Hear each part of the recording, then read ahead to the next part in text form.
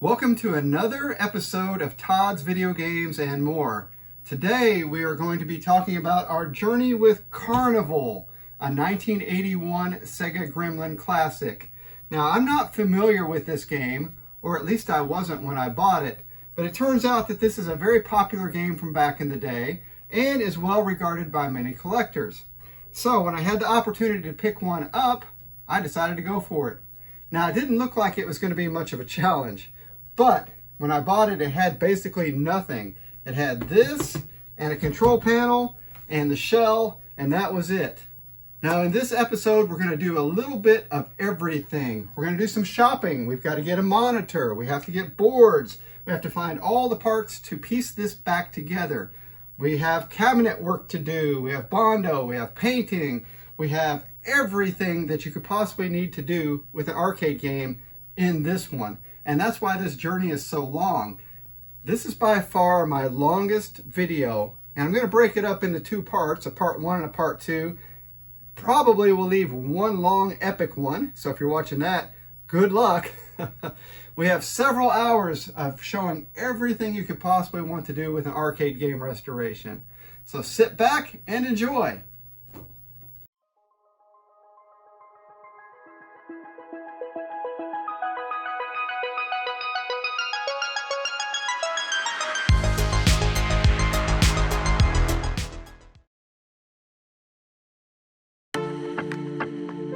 All right, so this might make a good project for me. This is not Mr. Do, this is Carnival, which is a game from 1980 I know nothing about. As a matter of fact, I don't remember ever hearing about it, but apparently it's somewhat of a classic. What is Sega Carnival? Not to be confused with Carnival, an on-rails shooter released by Midway in 1998. Oh, she's actually pretty scary. Sega Carnival is much tamer by comparison. Gameplay replicates the feel of a carnival shooting gallery, much like this one. In this sneaky ad for the Army. You may have also seen elaborate shooting galleries with all sorts of mechanical targets. In Sega Carnival, the goal of the game is to hit moving targets and pipes with a limited supply of ammo. You can't shoot through the pipes box. Pesky ducks randomly fly down and steal your bullets. There's also a box that can help or hurt. You only get more bullets by hitting certain targets. You must hit all the targets to complete the level. Then comes the first bonus level in arcade history. Shoot the bear! Then on to the next level until your bullets finally run out. I'm a huge Sega fan and have several Sega arcade games, as well as a large collection of Sega console games. But I have no recollection of Sega Carnival. Either the arcade or console versions, like this one on the Atari 2600. So I am definitely intrigued. And this cabinet has good structure. It doesn't look so great from an aesthetic standpoint. And from the description here by the seller, it has the control panel, the marquee, and that's it. So there's no circuit boards inside, there's no monitor. He says there are other things inside, but I don't know if they go with Carnival or Mr. Do. So he's got it listed at $275. I'm going to keep in touch with him, see what we can deal with on this, and maybe go on a road trip.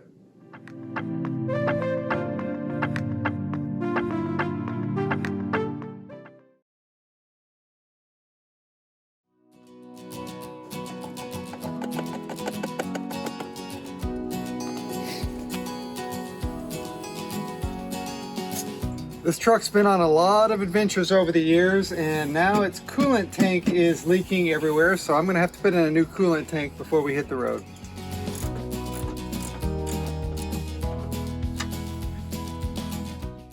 It's a very brisk and chilly late March morning, and Cindy is already inside. We've got everything packed up in the truck. We are about to head to a double pickup. We're going to Kankakee, Illinois to pick up a Game Boy cabinet, and then we are heading to Michigan to pick up an arcade game.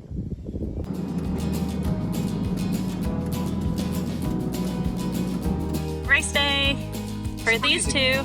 It's so cool. Good luck. Thanks. Good job.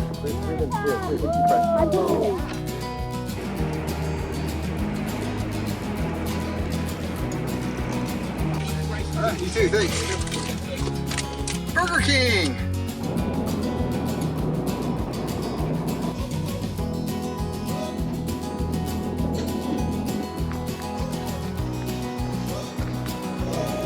There it is. Hello. Kiosk here. Yeah. And then another corner and displays that I enjoy a lot and I take pride in is all the retrofit cabinets. 1%. So here it is. I'll be careful. The door is about to go. So that's what we're looking at.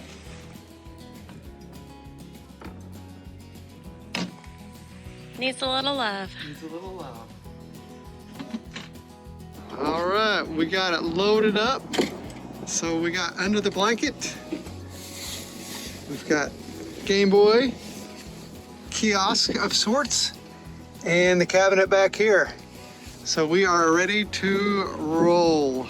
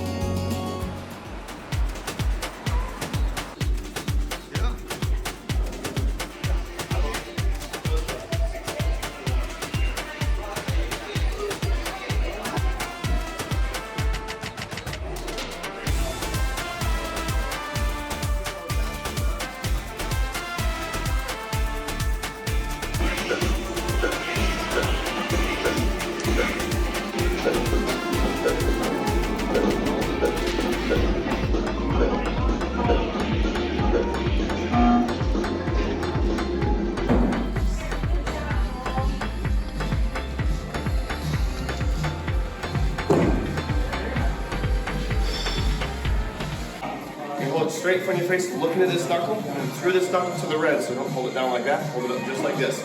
Bring it straight over your head like this. No samurai action. It never works. All right, straight over your head like you're scratching your back. Throw and release right in front of your face. So.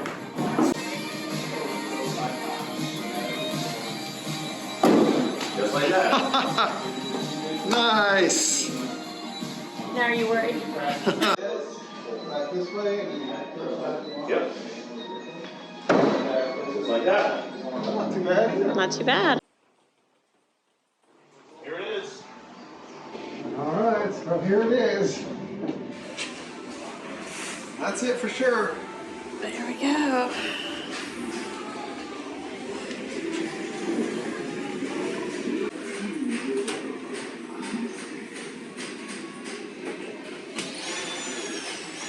Look over it. Oh.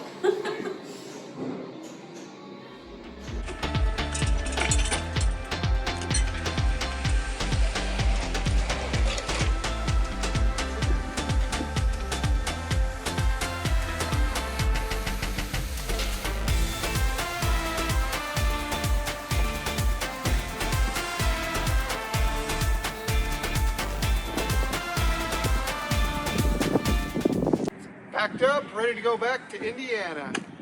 Let's go. All right, so we got it loaded up. We're on the way back. We have a 5.5 hour drive remaining to get back home. And we've got the tarp on, all safe and sound. Hopefully no rain. We'll be good.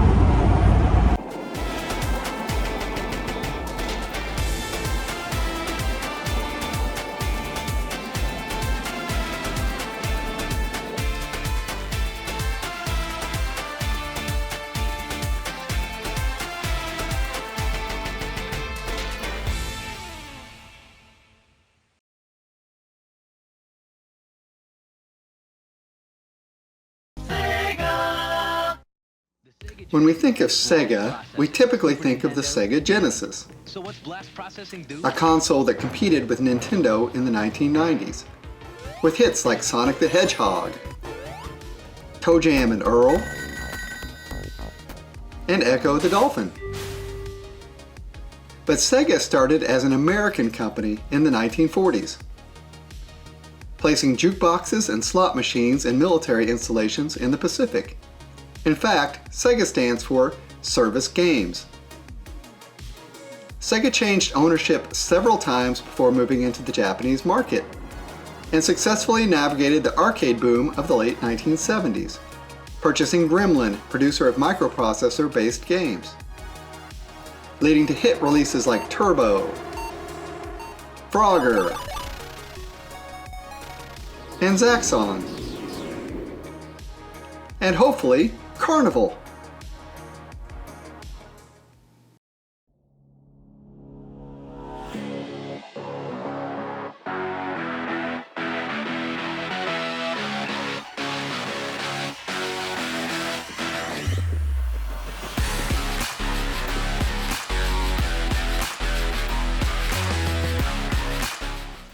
Carnival is in the garage. Here's what we're dealing with. So we've got lots of cabinet issues, but overall it's pretty structurally sound.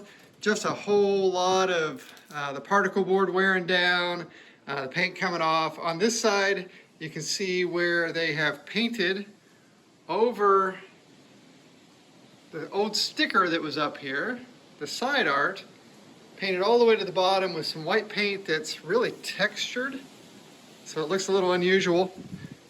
And then put the Mr. Do sticker over the side. And then if we look at the top, a lot more of that bad particle board, a lot of chipping, a lot of worn areas. Here we can see the original sticker on the back, which I'd like to recreate or save. And this is game number 26987 on the serial number. So they apparently made a lot of cabinets. Here's what we have on the other side. It's about the same as the opposite side. You can see here though, some of the original art coming through from the Carnival and a little more of a lost sticker up here. And then if we go back to the front to the control panel, this is one that he bought to add on. It's pretty worn and we'll have to replace that control panel overlay. We've got nothing inside of there. We can't see it very well yet because of the reflection. And then down here we have the coin doors that are taped shut. We've got some spliced up wiring here and there. We've got a coin counter flopping around.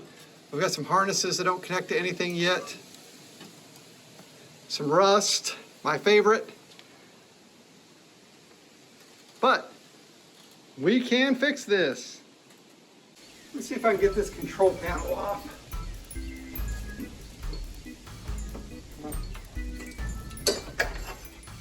Oh, okay. Ooh. Yikes. That's rusty. Okay. Now we can see there's the monitor mount and the bezel looking out. And what we got inside, which is not a whole lot. Transformer, some stickers, some sort of harness, electrical box. That's about it. There we go. Here's a little better view. And we're missing a lot. There should be a power supply in here. This is just a transformer, and this is just basically a little line filter and connection box. This is just the power cord. We do have some harness pieces, so that's something. We've got lots of cut wires all over. Yeah, this is a mess. And this wire harness, this edge connector, this is only for dig dug. We don't need anything like this. So someone has put this back in and just reran the wires everywhere it needed to go. So it's not using the original wiring for this part. I'm also always curious what I can find in the hidden recesses down there. And I can see a wrapper, I can see a quarter, and I can see some sort of metal cover plate. I don't know how to get in there yet to get that stuff out. Here's something else I don't understand. I'm looking from the inside up to the marquee in the front, and you can see we have a speaker and we have a speaker wire, and you can see all the way up there our marquee, which you can see scratch marks through looking at it from here. But there's no place for a light. I don't see a fluorescent light, and I don't think I've seen any games that don't light up, so that's another issue. The marquee also seems like extra set back. It looks like that's how it went on, but typically they're really close to the front of this and don't have this big edge. But maybe that's how this one was designed.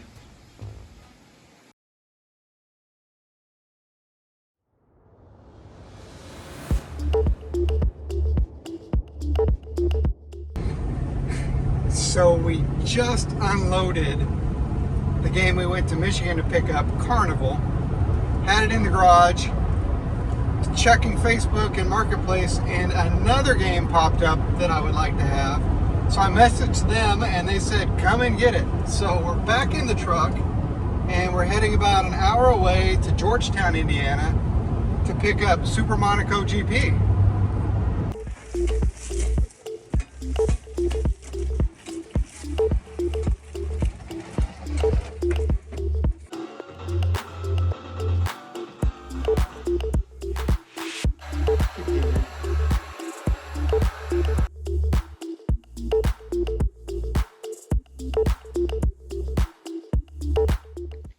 No more Mr. Do, Mr. Don't. Another cool product is this goof off graffiti remover. So I've used it before where someone's painted over original paint, and this will take off the new paint, newer paint, but not the original. And we have a vinyl sticker underneath a lot of this, so we're going to see if we can get to some of it just to see what it looks like.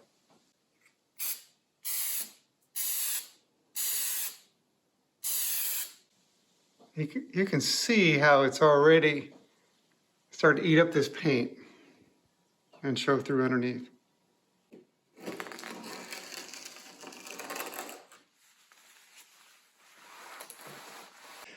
All right, this paint is being pretty stubborn. So now we're gonna go to the clean stripper that I know will take it off.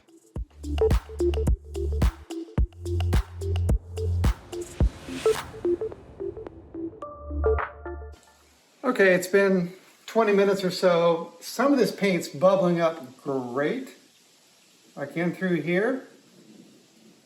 Anywhere that Mr. Do sticker had covered is coming off. It's fresher paint.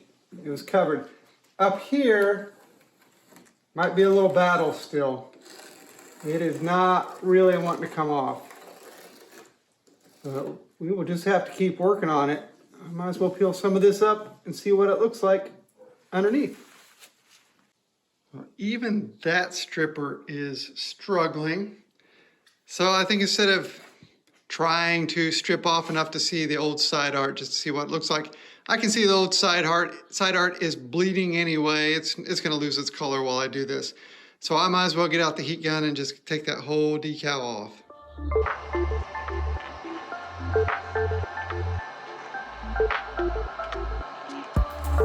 Well, no matter how much I try to do this in a really cool way, I can't get the side art off without tearing into the vinyl laminate that's on the wood itself. And that's starting to come off. And to be honest, I've got to go all the way back to that anyway to rebuild and come back.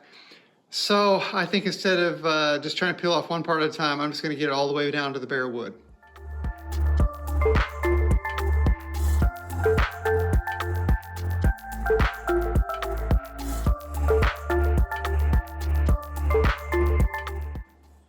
And that's a wrap. The good news is that underneath the cabinet looks really nice. Nice and solid. It's got a nice kind of glaze to it, so it's not just raw wood. So that's great. If we come to the other side,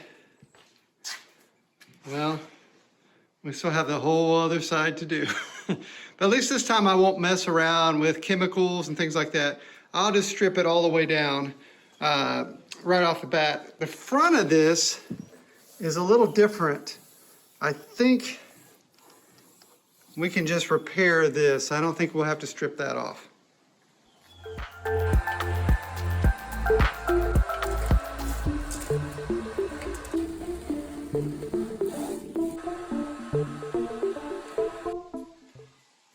Mr. Do.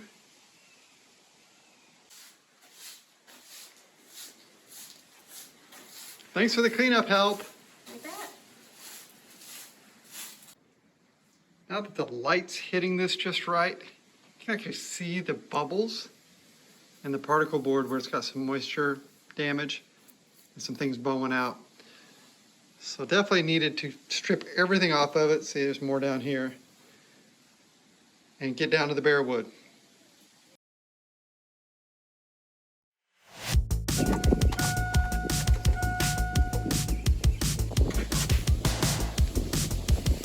And here's my new turn signal assembly.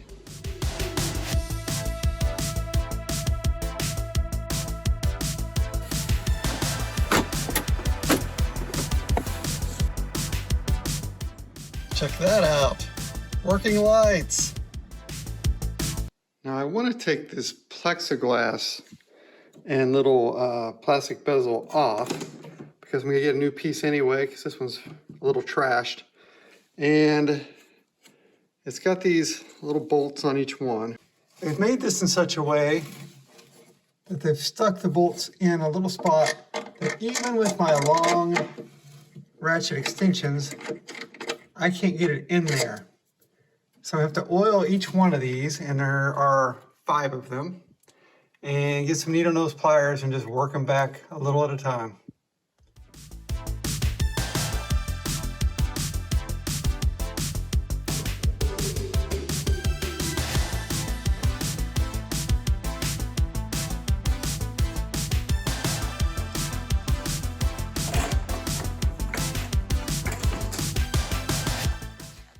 All right, let's see if we can get this marquee off.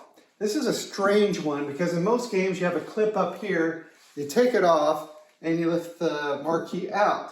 But on some, this entire board drops down and comes out that way, as far as I can tell. So there are 4 screws in here. Well, yep, 4.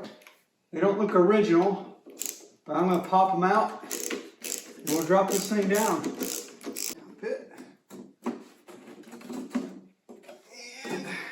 Get that out. So here's what we have inside. We've got the speaker, and then you can see a little board back there that used to, I believe, hold a fluorescent fixture for the light bulb to light up all this.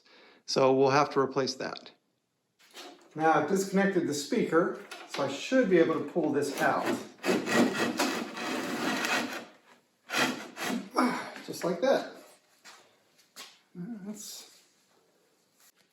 I'd like to take this door off and everything in here and this frame so we can fix it up, but the wires are all soldered to the buttons and the coin counters over here. So I'm gonna have to do some desoldering to free these up. And I'm not even sure if these coin mechs are original, because while they look the same, there's a couple extra riveted pieces that go in that have connections here and there. But this one over on this side, if I can focus back in there, it does not have them. And it kind of looks like somebody just kind of bent these frames to make them fit, which is unusual to say the least.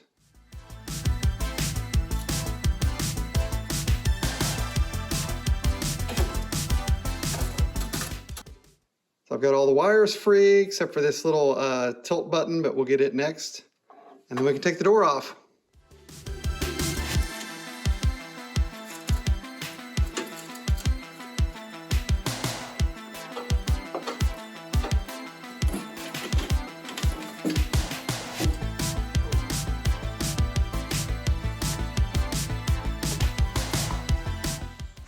Next, I'm going to disconnect this transformer and take it out of the cabinet.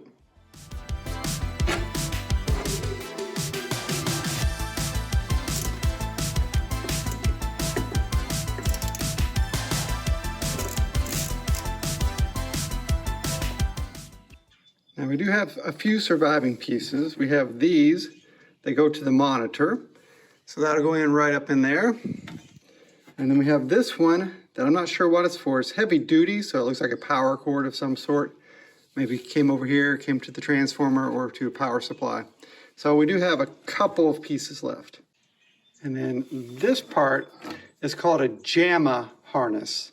And the JAMA harness was made as a group collaboration, Japanese Arcade Machine Manufacturer Association, I think, came up with this so that they could have a standardized connector for all games. So you could take a game out, put another game in. In fact, this had Mr. Do in it, and Mr. Do was one of the first conversion kits. So all you had to do was convert all the old wiring into a JAMA harness, and then from then on you could just switch games pretty easily. Well, we don't want the JAMA harness. We want all these on their original harnesses. So I'm going to have to cut all these off and make new connectors to go back to the boards.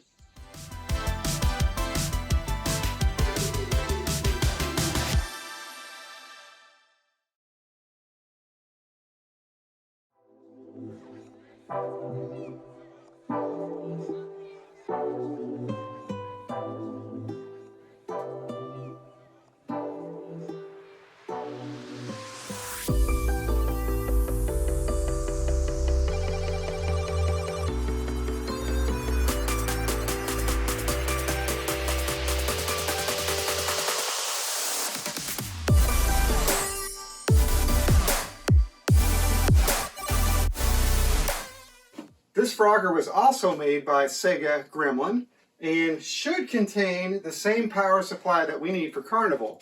Now I can take it from here because when I bought this it wasn't working and I added a modern switching power supply with an adapter for it. But I think the old one is still in there. So I'm going to try to get back in here somehow and rob it today.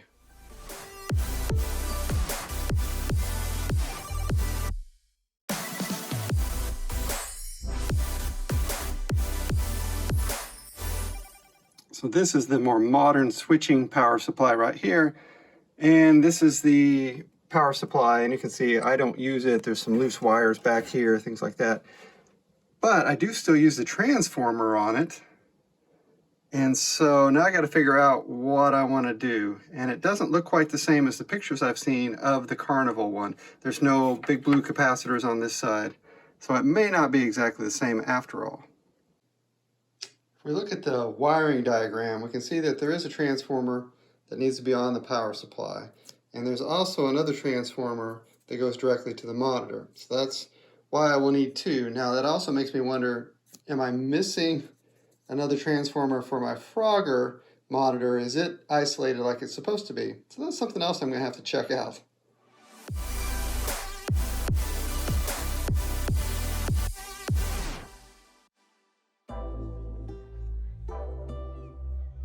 We know we need the circuit boards that go inside for the Carnival game. And there are two sets of boards. There's a CPU board, which is basically the main processing board. And then there's an additional sound board with a little music board on top of it. Now here on eBay, I have found the circuit board. This one is what's called the Extended ROM Video Logic board. That's the first version of the Carnival board. Later, they made a more common board, which was called the Dual VIC. The Dual VIC is fine, but it has a custom chip on it that's hard to find. There's no replacements or reproductions for that chip. So if something's really wrong with that chip, then I might be out of luck. This version, though, is a little easier to repair. So this is the one that we're going to go for. And it says buy it now at $175. I've worked with this seller before, so I may just make an offer here to see what's fair, and I think $150 might do it. And now we've got the offer in, so we'll wait next 24 hours or so and see if we get it. And here we have the soundboard and the music board.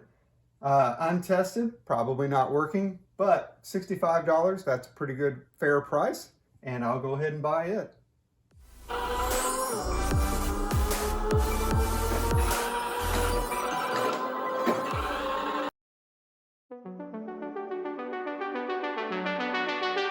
I got a lovely package of parts from Quarter Arcade. So I've got some wiring harness here for Carnival. New power cord.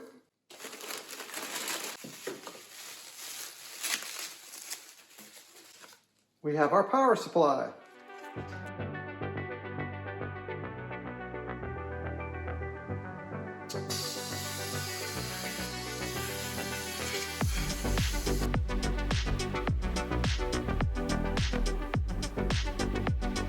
I've pulled the little electrical box out of the Carnival cabinet, and I've got the power supply here. I've got the wiring diagram.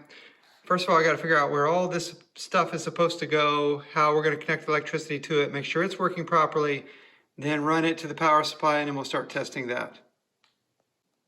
Plus, if we look at the diagram, the black, the hot comes in and goes right to this fuse, and then it's supposed to go from this fuse to this interlock switch, and then from this interlock switch back to the brown over here. So someone just decided they didn't want this switch anymore, so they were just going to cross these wires here. So we have to take these apart and make some new connectors to go from here to here and from there to here.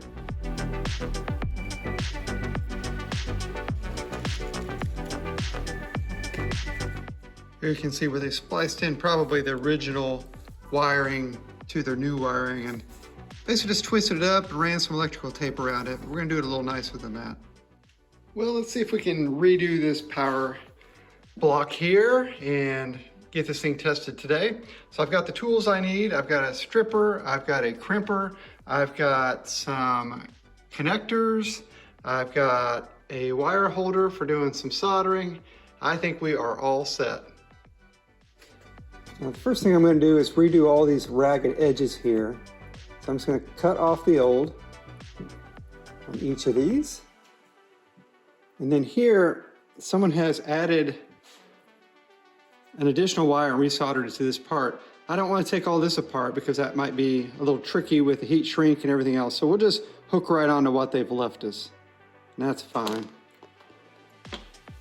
And I'm going to take our great wire strippers and restrip each one of these.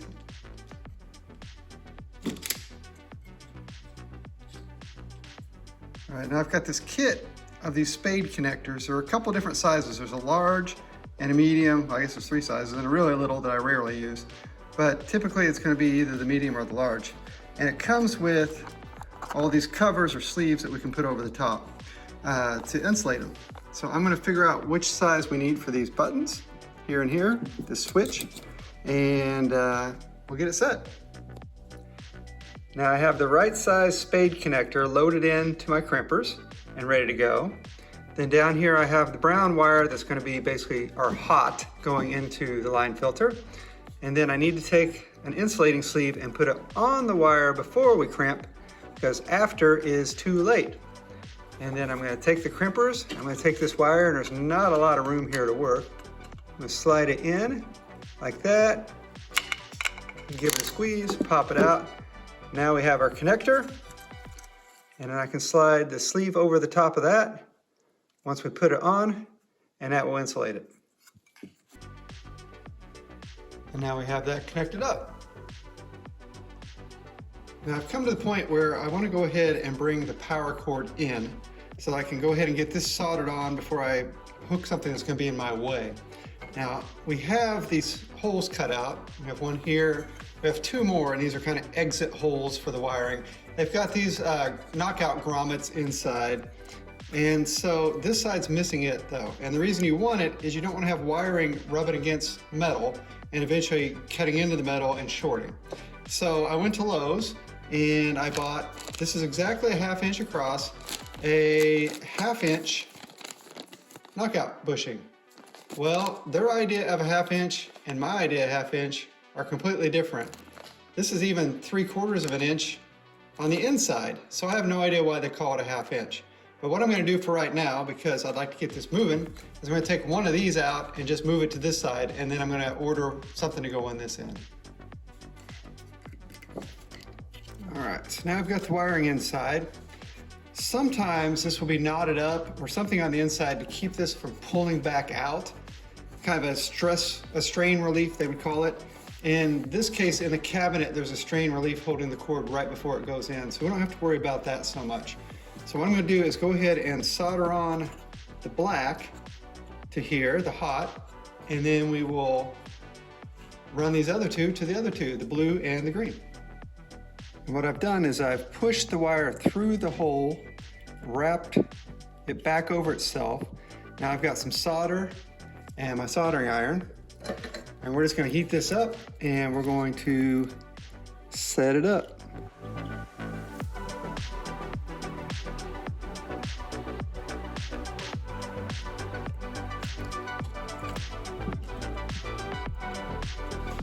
And I know before I used my handy dandy wire strippers, my tool, but where we're going to be soldering two wires together, I want just a little more length on these. So I'm just going to use my strippers and give ourselves a little more to grip. So there's that one, just like that. Slam it right into the camera. And then we'll be able to hook these wires together, our inputs. And then before we solder the wires together, we want to have our heat shrink tubing ready to go. So I'm going to slide some over this wire,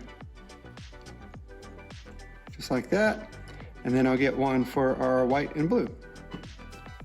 We'll solder these two together. You can add a little flux if you want for this to flow a little easier, but I've not really seen it make that much difference in something like this. It flows through these pretty easily the way it is. And I also have this little mini heat gun I can use instead of the big one for little things like this. I'm just going to turn it on, and then we'll shrink our tubing.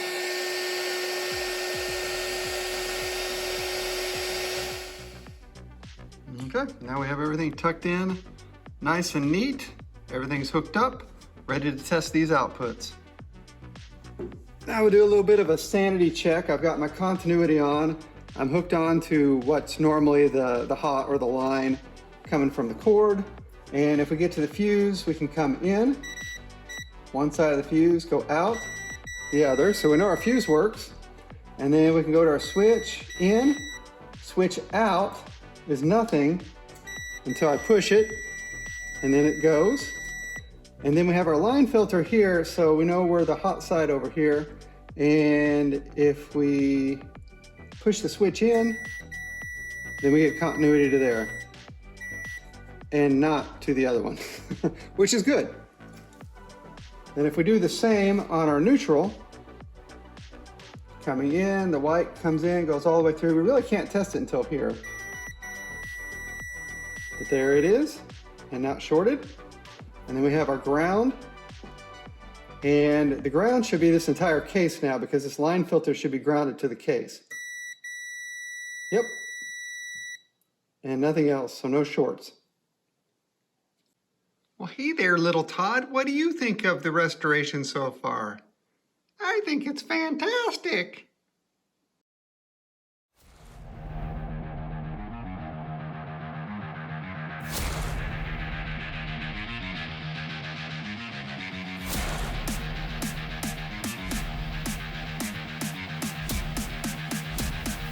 I also find this kind of interesting. This was in our cabinet. This I bought online. Here's the ground strap from this, and here's the ground strap from this. It looks like they're torn from the same one, like the same thing. And why somebody would cut this or tear it, I don't know, because they just pull it off right like that. But it's funny that I have both pieces right here. Now we want to go from here to here. And we have a terminal here for the ground. This uses the bigger of my spades, the bigger size. And then we have one for each of the wires coming in, and it uses Looks like the standard size again down there, over there. Now, oddly with these, you can see where they use half of a double cord, like a lamp cord, for each one, which is strange. I don't know why they didn't just use one lamp cord and just split the two at the end to the two different terminals. Yet another mystery with this machine.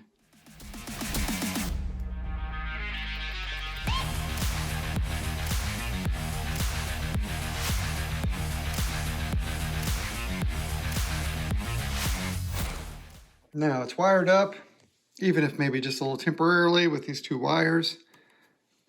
I don't think it really matters which is black and white when you're going to a transformer like this. I don't think the polarity makes any difference.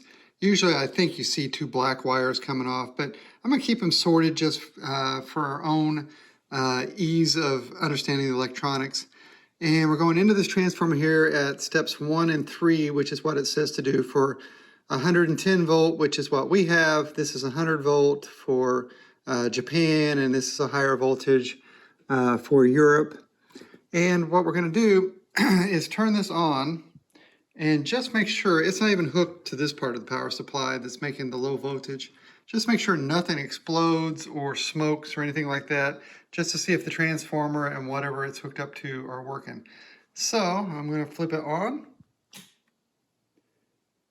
And I don't hear anything or see anything, and I'm just going to take that as a good sign. Oh, and as is tradition on Todd's Video Games and More, I forgot there's a switch here we have to pull. So now we will turn it on for real. And I still don't hear anything or see anything, so that's good. So now I'm going to hook it up to the other board over there, and we can see if we can read any voltages. Now I have it hooked up, and it scared me to death when I put this on because it popped real loud because of the charge held in the capacitors. Even though everything was shut off, I know something was happening. So that's on. So these are the outputs, and I have a list of what we expect to see on the different pins. And confusingly, instead of being pin 1 over here and so on, they start with 11 and go to 20. But we can also tell normally our orange is going to be 12 volts. So that's right here at pin 12. In the middle we have a couple black, and black on a low voltage system is usually ground. So that's what it says, ground.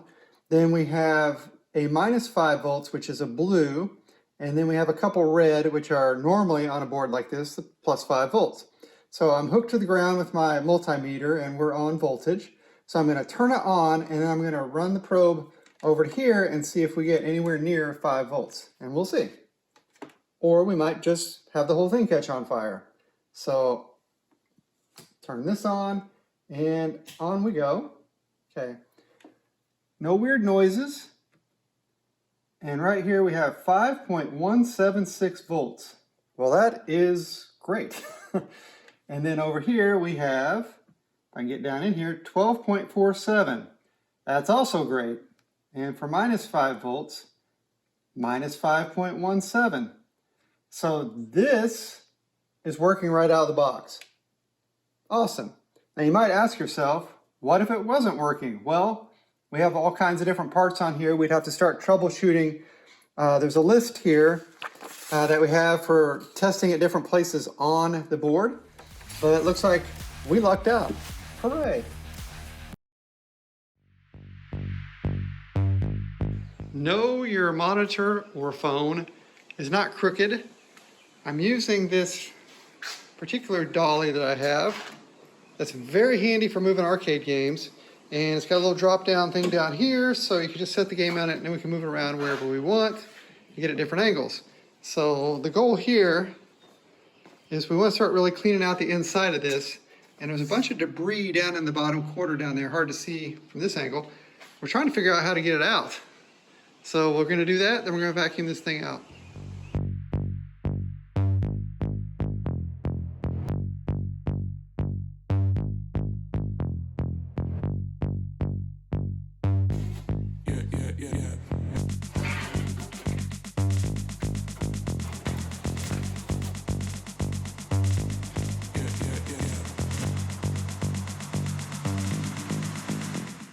Yay, we found a quarter, 1984. So here's the bottom of it. I highly doubt these little things are the original leg levelers.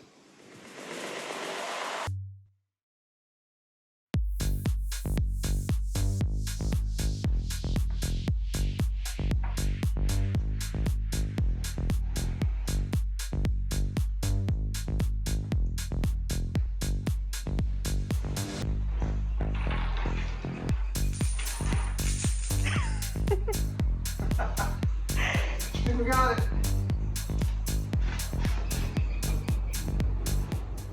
All right, what do we get here? It's like a piñata. We got quarters, quarters, quarters, quarters, another quarter. Got some bolts, lots of lint, lots of fuzz. Got the warning sticker from the monitor tube. We got a piece that doesn't go with this game at all, I don't imagine. Green piece of cardboard. Oh, and another corner. And another quarter. Awesome.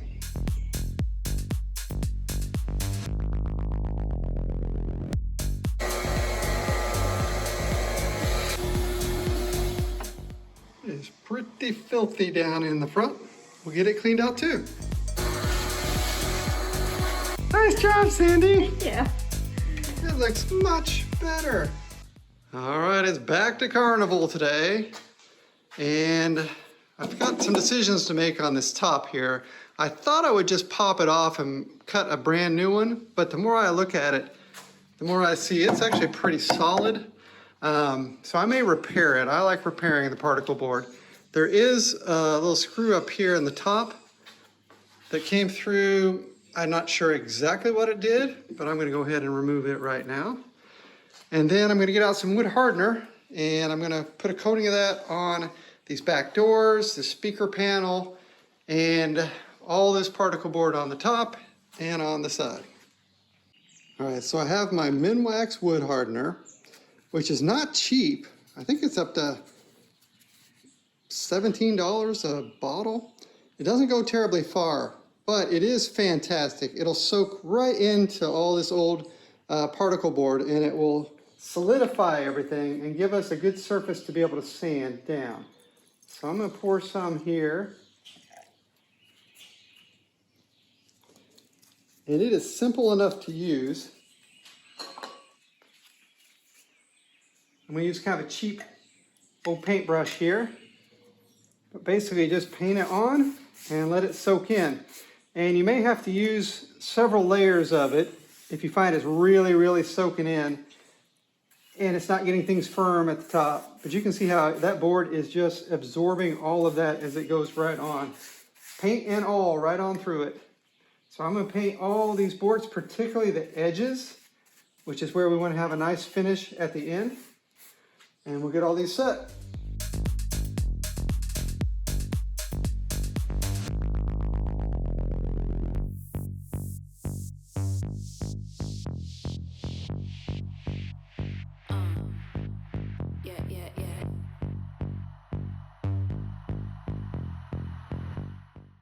I've applied the wood hardener all around the edges, all the way around front and back, down along the bottom, on the sides, on the top. So we're gonna let all that set up and then we'll start working on sanding.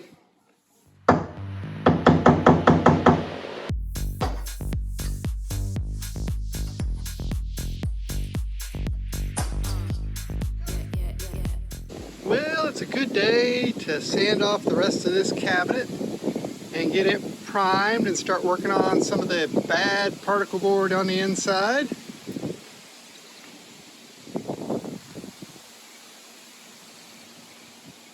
Right, Mr. Chipmunk?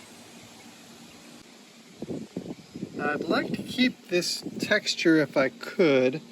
These holes are factory. That hole is not. These two holes are not. So I'll have to fill some of these in. We've got some bad edges down here, but not terrible. So we'll see how they look when we sand off. We'll have to do a little bit there. Down here though, we've got a little more broken off the bottom here. This will be some Bondo work.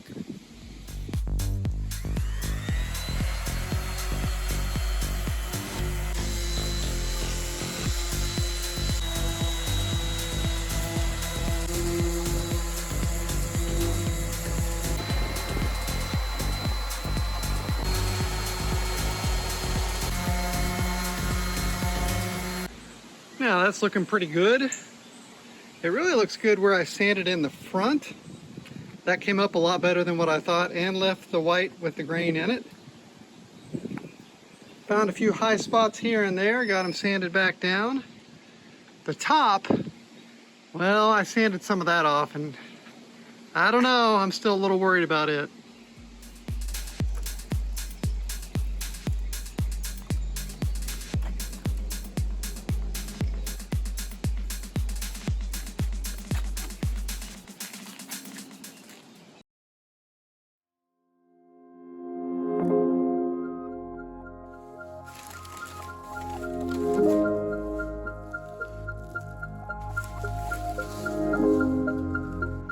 Here we have our main circuit board.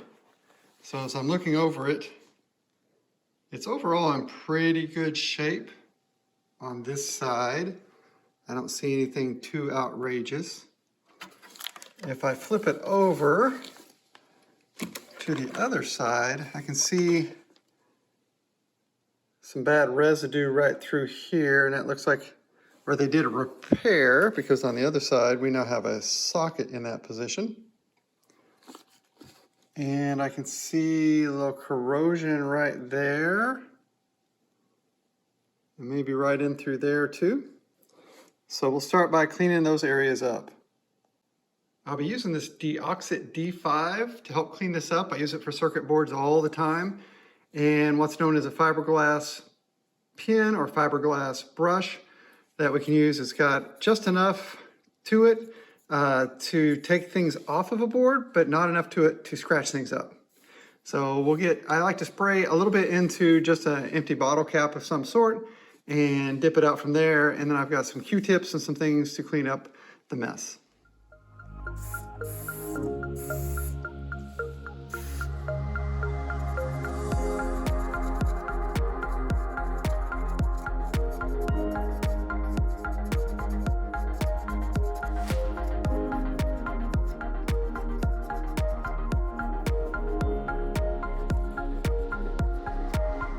Okay, this side is cleaned up nicely, and the front side also looking pretty good. So I think I'm ready to hook this up and see if it works. Now I've got the board all laid out, but I'm not sure where the connectors go. And if I look at the wiring schematic, it's just generic. These aren't in any particular spots.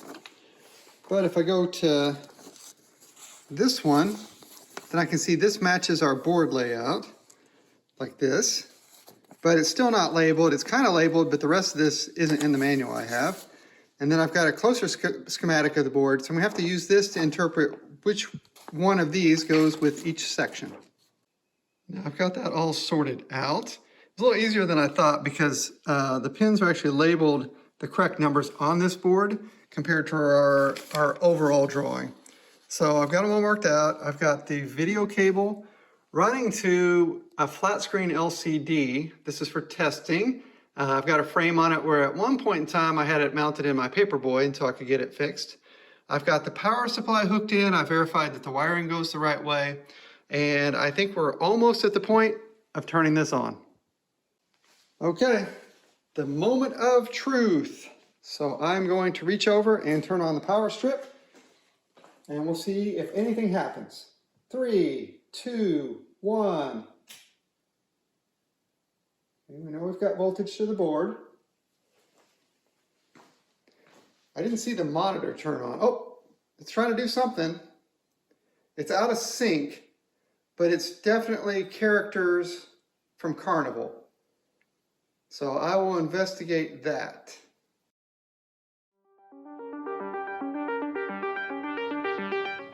Hooray! It's finally time to get the banana plants out for the year, because this is going to be the year that I grow bananas. I can feel it.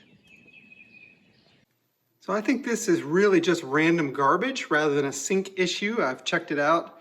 It doesn't look like what the title screens should look like.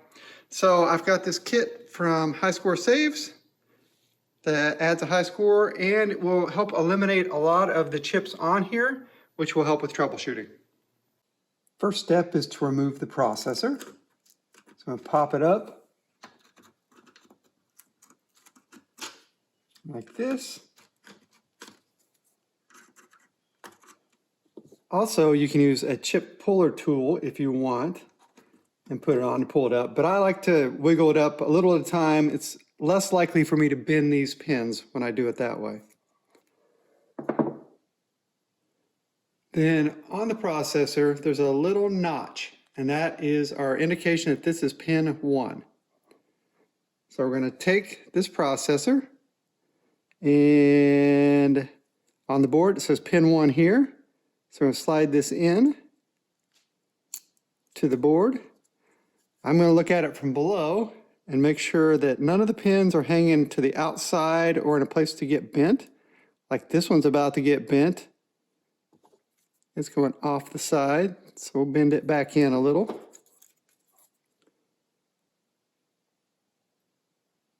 Just like that. Let's try this again. That looks good. This looks good. Okay, so now the processor's on here. Now, if there's something wrong with this processor, not a big deal. This Z80 CPU, pretty common and pretty cheap. Now we need to take this entire thing. We have pin 1 here, and we have the same little notch here. If we ever forget which one's pin 1 and we don't have to look at the schematics, there's a notch in the holder. So we're going to take this, and this is going to go over the top of all this. So I'm going to bend down these capacitors that might be in the way. And I'm going to get way down here so I can look at this, like so. And we're going to lay it over the board. And this looks good, so I'm going to push it down. There, until it pops into place. And that's in there pretty solid. That's it for the installation. Now I also have this so we can hook it up to a network and do an online version of this where we have high scores compared to everybody around the world. We may play with that later. I just thought I'd buy it. I've not done an online kit before, so we'll give it a shot.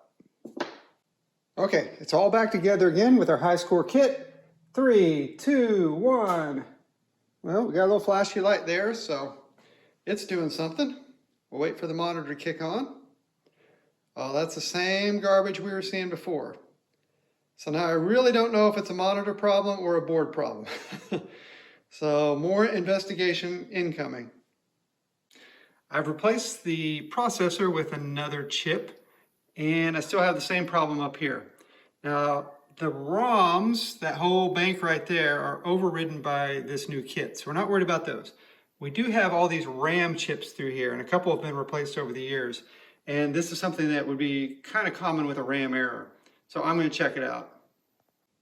Over the years, I've accumulated a lot of extra parts, so anytime I need to order something, I order extra. And I have this entire tube of 4027/4116 RAM. This one takes the 4027, so that's what I'm looking for inside this tube.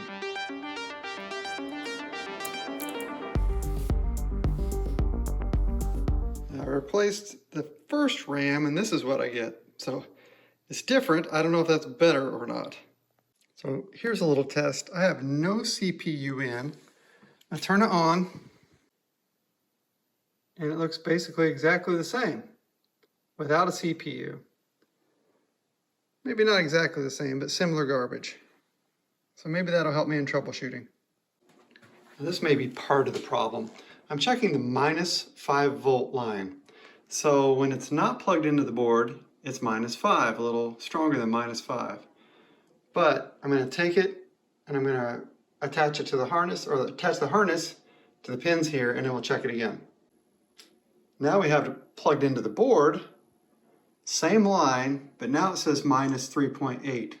And the reason that's important is this RAM requires the -5 volts to operate correctly. So something on the board is drawing that down, or when it's hooked up to the board, that can't keep up with it. So I've got to figure that out. So the -5 volts comes in right here, it runs down, goes across the front, comes down through these long channels. Nothing else going on until it hits right here and comes across to each one of these RAM positions down here. And the continuity is good to all those. So I know it's getting to the RAM. Now we're going to do a little experiment here. I've got the old power supply here and our power junction. And what I've done is I have pulled this purple pin out of this harness. That's the -5 volts. Then I've directly run over with what little wires I had sitting here at the office on another project, the -5 volts to a modern switching power supply. Now, that is going to tell us whether the -5 volts is a problem here or if the -5 volts is a problem here. So let's turn it on. And ta-da! So we're at the high score saves screen. That ends. Here's our game, turned sideways because I got the monitor turned on its side. That means there's nothing wrong with the board. Well, I mean, there could be things wrong with the board, but nothing major wrong with the board. And that our problem is really the -5 volts coming from that power supply. So now we can work on that separately. Now I've booted into the high score saves menu by holding down player 1 start. By holding it down, I had this rigged up so this was hooked to ground, and that's the player 1 start button. So I've released it so it will go ahead and come into the menu. And what I'm going to do is go down to the free play and change that to enabled so I don't have to worry about coins for now in testing.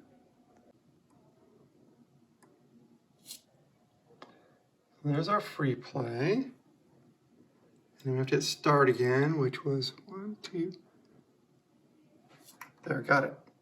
Free play enabled. Now I got to get down to the save. Okay, now they're saved, and we should end up with free play.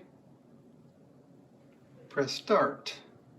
I don't see anything that says free play, but I'm going to hit the player 1 start, so to speak. Oh, there it is, we're playing. I'd have to move side to side with these inputs. That's not gonna work. At least we know it's playable. Now, one thing I noticed about this as I was troubleshooting is that we have this large capacitor right here. There's supposed to be another one on there, and someone has pulled it off at some point in time. And I thought maybe that would have something to do with it, but looking at the schematics, the other one is involved in the sound amplification. So we still need to replace that, but that was not part of the problem. It's much more likely that the problem is down here with this voltage regulator transistor, because that is the last thing that goes to the -5 volts. And those are kind of common parts to get destroyed.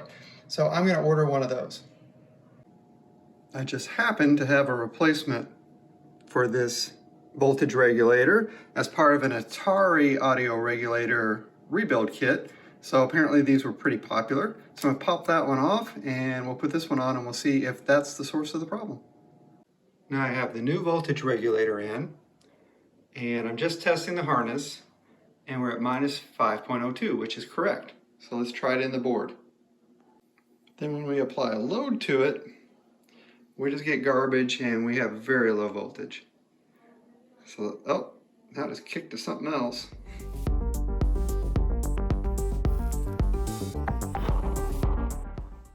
Now I have this wonderful power supply cap kit from Arcade Parts and Repair that's got my new capacitor. I'll replace that one and the one that's missing.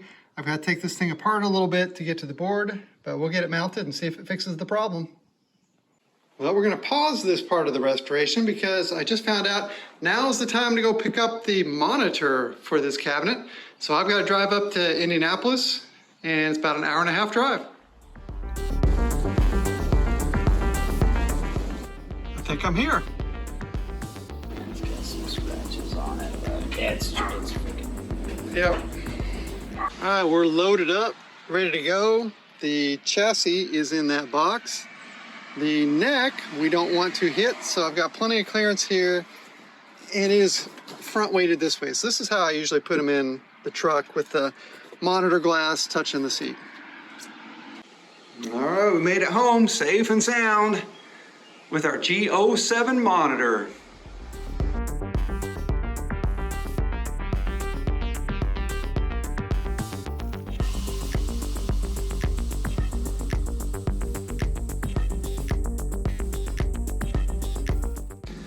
I've also wiped off the conductive thermal paste off of these and off the back of that, and I'll add some new on before I put it back together.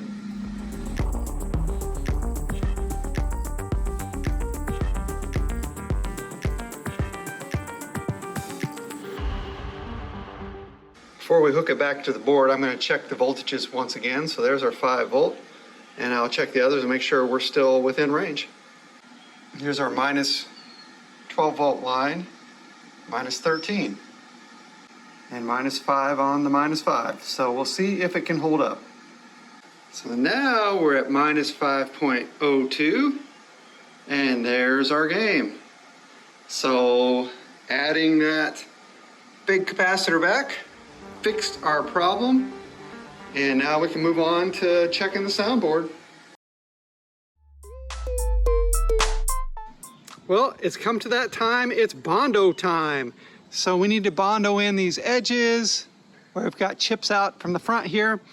Bondo can seem a little scary, and it is in one way, because once it starts setting up, if you get a big blob on there, then you've got a lot of sanding to do. So your goal is to not mix too much at once, to just put it in while it's still putty-like and soft, get it as close as you can to the shape you want, let it dry, sand a little, add a little more, sand a little, and so on. There's nothing complicated about it. There's just some putty inside of here. We'll put some out on this paper plate. Yes, I know there are nice things that you can use to mix Bondo on, but I'm cheap and I like paper plates. Squirt a little hardener on, doesn't take a whole lot. The more you use, the faster it sets up. And I've got these official Bondo spreaders that are plastic or rubbery. I prefer, though, just to use this putty knife. I've used it over and over and over again. I know exactly how it feels. So I'm going to mix them up and we're going to start adding it. All right, so we have our can of Bondo. We're just going to scoop out some putty. Maybe about that much. We'll put it on the plate. I'll cover the can. Now the cream hardener doesn't take much, just a little bead of it on there like that. And then we're just going to mix it back and forth on this plate. I just kind of turn the plate from side to side, just scrape it along itself. Watch the blue mix in with all the rest. Just like that. Now we don't have a ton of working time here, so what I'm going to do, I'm going to start scraping it in like this.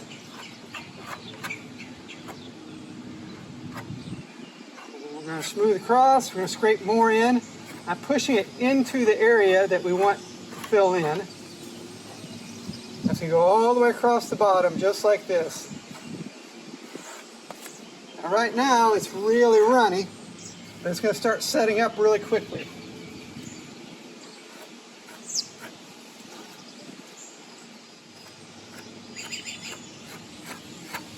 Basically just cleaning my spatula off by scraping it on the edge.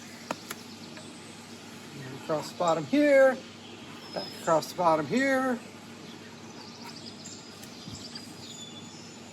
I'm going to pull some up into the cabinet.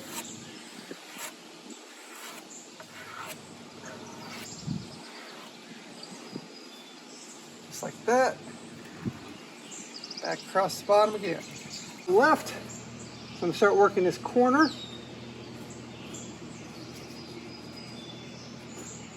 I'm just going to, now it's starting to get a little thicker, a little more putty-like.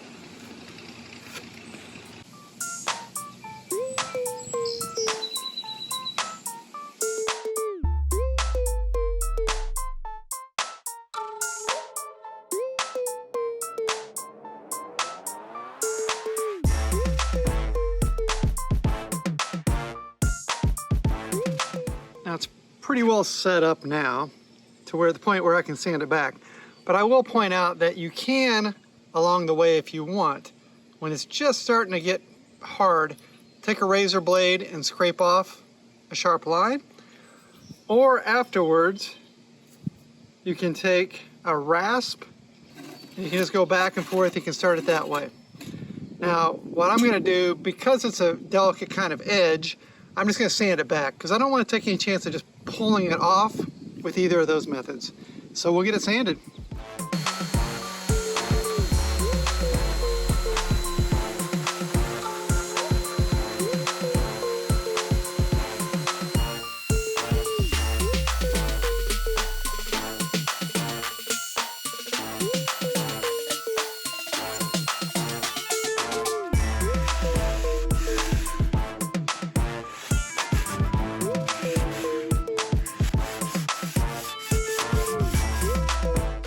Well, that's not a bad first attempt.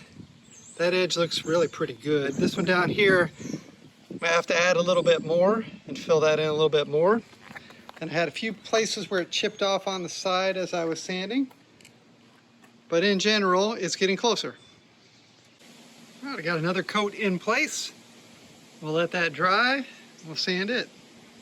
Well, here's the result of the Bondo. I've used several layers now. Sanded each one back. You can see how we have a nice edge down there. Have a really nice edge right there. Good edges all around.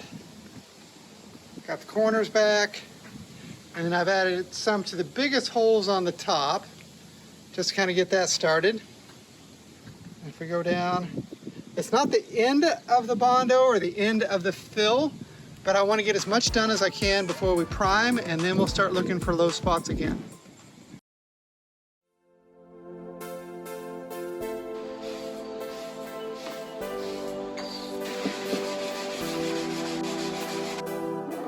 All right, so now I'm working on the sound part of this, and I've hooked up a potentiometer, which is going to be our volume control.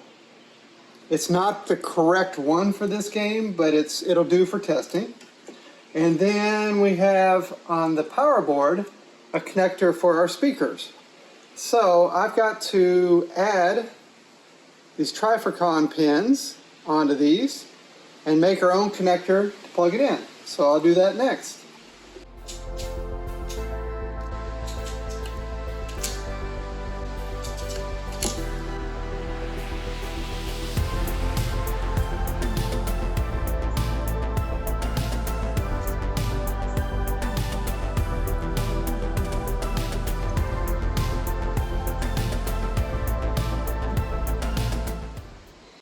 All right, let's turn it on.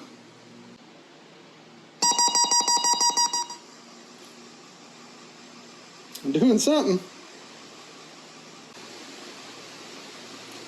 And I don't know if there's supposed to be any sound through this anyway, but we heard some sound. So I'm going to hook up the control panel so maybe we can start a game. Ooh, I heard that.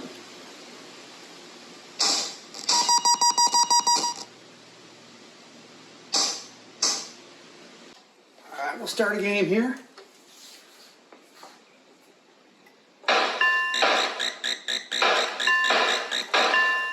Well, we have some sounds, we have no music.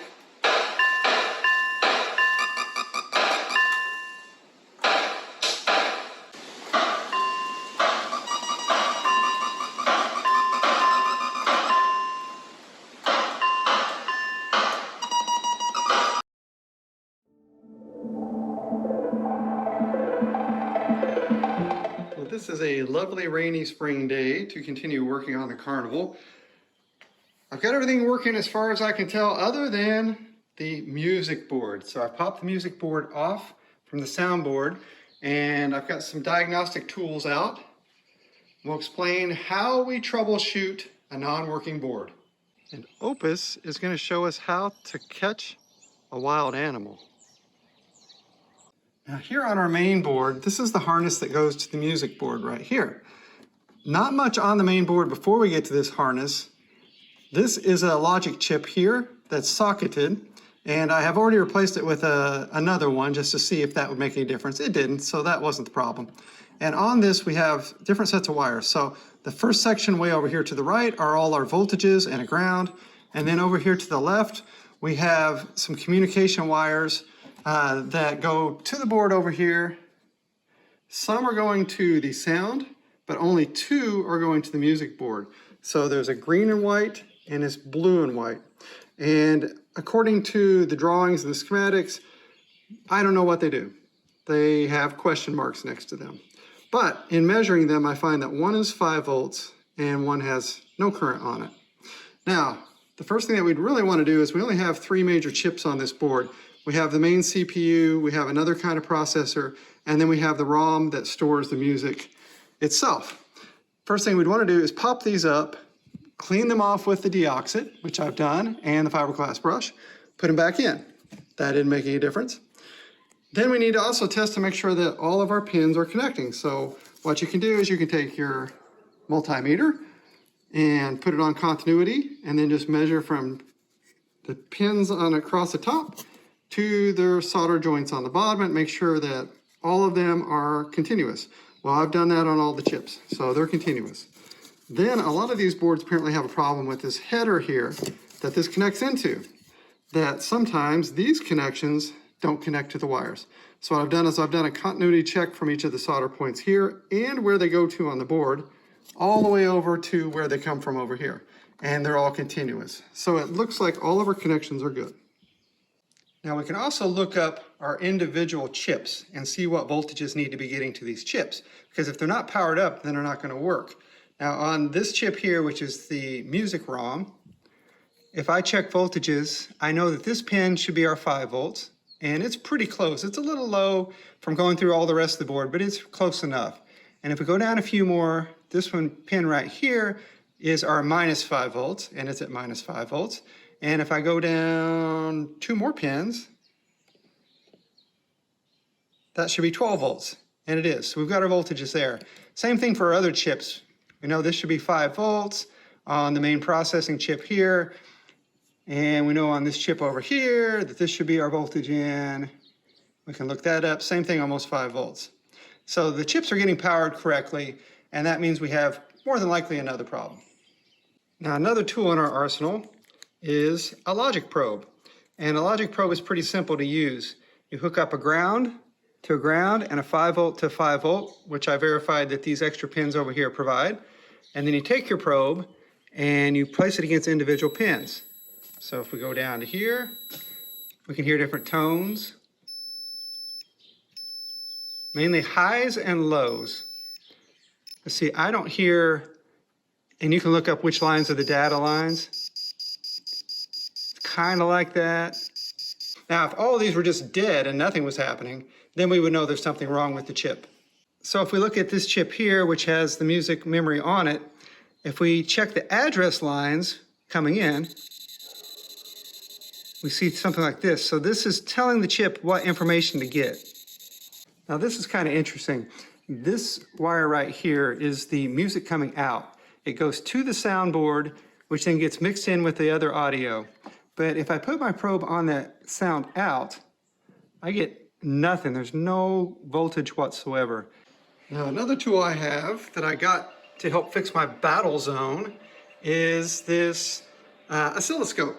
And what we can do with the oscilloscope is we can watch values over time. So here I have it hooked up. I've got it hooked to the reset pin, which is pin 4 on this CPU, and a ground over here.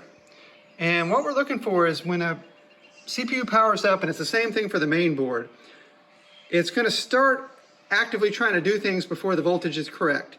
So what all the circuits are meant to do is reset that once the voltage is correct, and then have it start running the code like normal. So the reset system on this board is actually very unique and a big part of the problem for a lot of people, but it seems to be working for here. So what we want to make sure is that this CPU gets reset. So if we turn on the game and we look over here, we're going to see the CPU is running at 5 volts. Okay. Now, we're just in the track screen, the CPU shouldn't be running. When the game starts, we should see that go down and then back up to reset it. So I'm going to hit the start button. And see, we saw our little flick down, and then we went back up. So that was the reset for that. So the CPU is getting reset like it's supposed to. Since my Encyclopedia Brown investigation did not go so well, I am going to start doing what they call shotgunning, or shotgun approach, which is start replacing things that seem iffy. So I've taken out this chip here, I'm going to put a socket in, and then we'll put a new one in.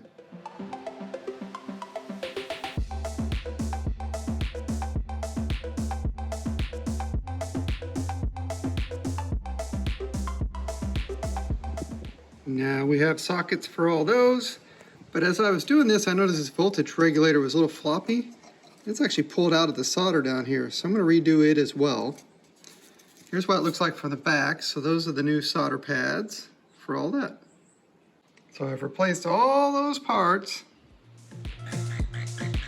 No music.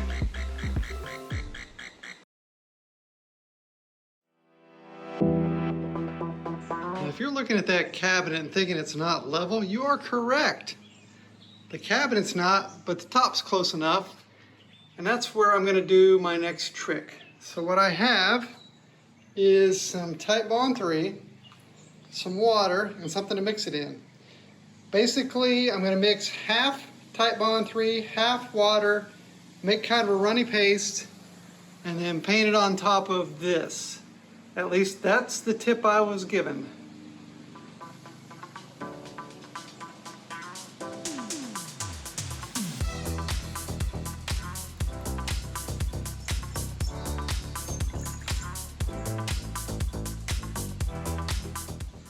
That's what we get. That looks a little runny.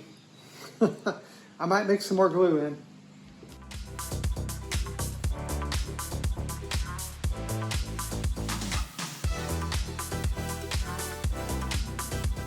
You can see that soaks in pretty well and is making a nice little layer on top. So I'm going to continue with the rest.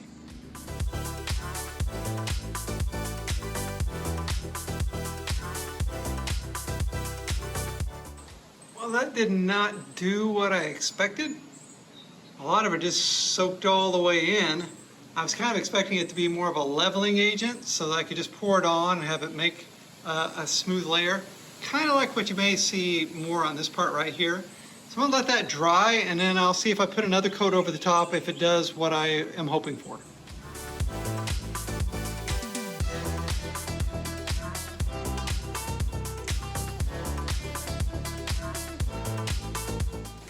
That's a little more like what I was expecting. The second coat went on and just made kind of a sheen over the top of it, kind of self-leveling.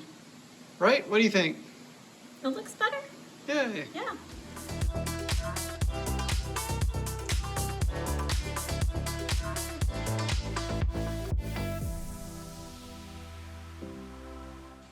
Well, after all that, it's soaked in anyways. We're back to all bumpy. It's hard as heck. So either I will sand it down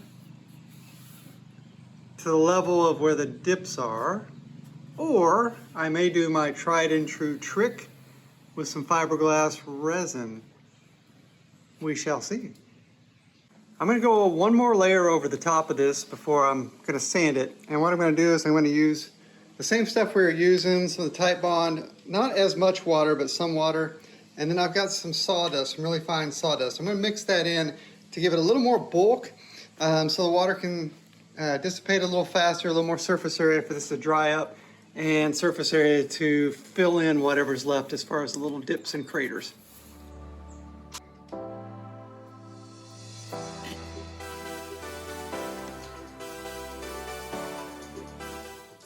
Now we got something with a little more substance to it, a little more like a paste. Let's put it on.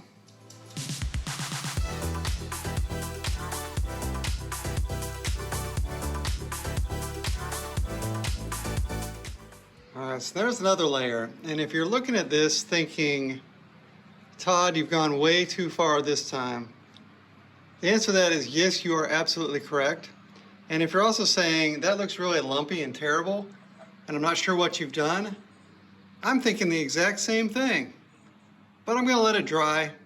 I'm gonna see if I can do anything with it. Well, that's not as bad as I thought it was gonna be, but you know, the stuff's on there is on there. It's not like it's just laying on top. It is glued on. So I'm gonna sand it down and see if that was a good idea or a bad idea.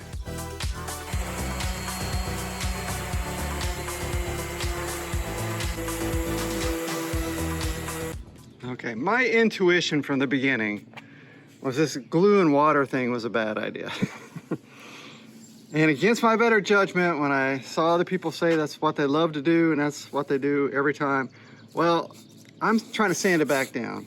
And regardless of the extra layer I put over the top, I can see where I'm sanding that the wood glue doesn't really bond at all to areas that have already been painted.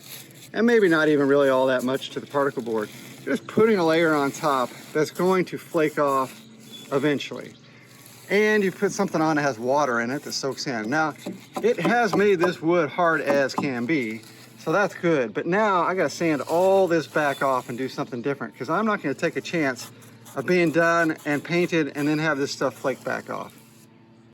Well, it took some effort, but we're not completely smooth, but we're in pretty good shape. So, I will not do that again.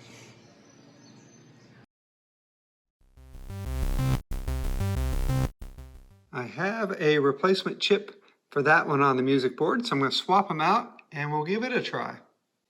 Well, I have the new chip in, no music, so it wasn't that one.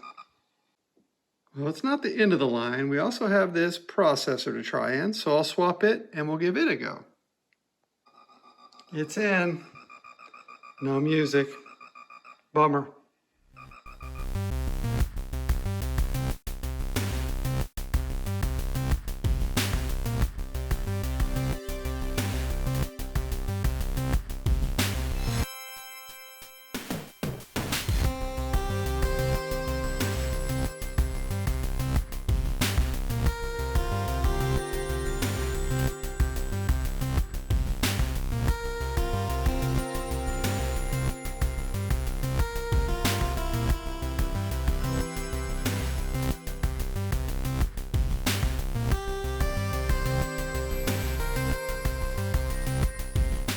I had to buy this entire kit of grommets to make sure I got what I needed for this little hole right here where the power is going to come out. I couldn't find these plastic ones that exactly matched, but I think this is our size right here. So I'll apply that and it will do the same thing those plastic things are doing there. I also bought, as close as I could find, a cover for this box so that when it's in place, you can't just reach your fingers in and get shocked. So I've marked on the inside where this goes, and I'm going to cut a hole for it.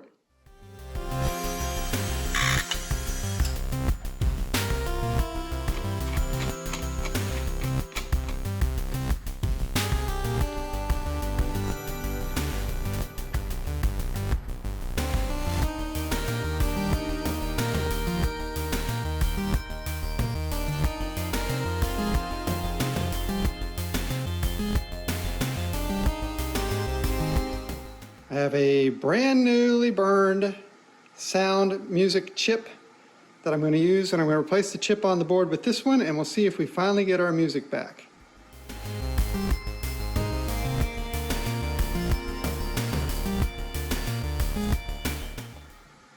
All right, let's start a game and see. Fingers crossed.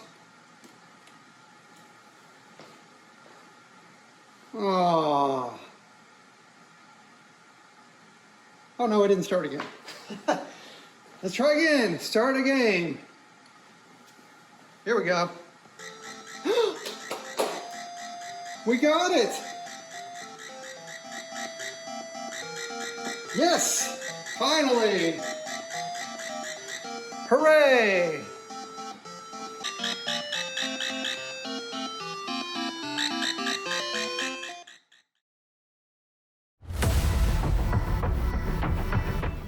My carnival joy lasted all of about 5 minutes before not only is there no music anymore, but there's no game, and there's no -5 or -12 voltage coming from this power supply.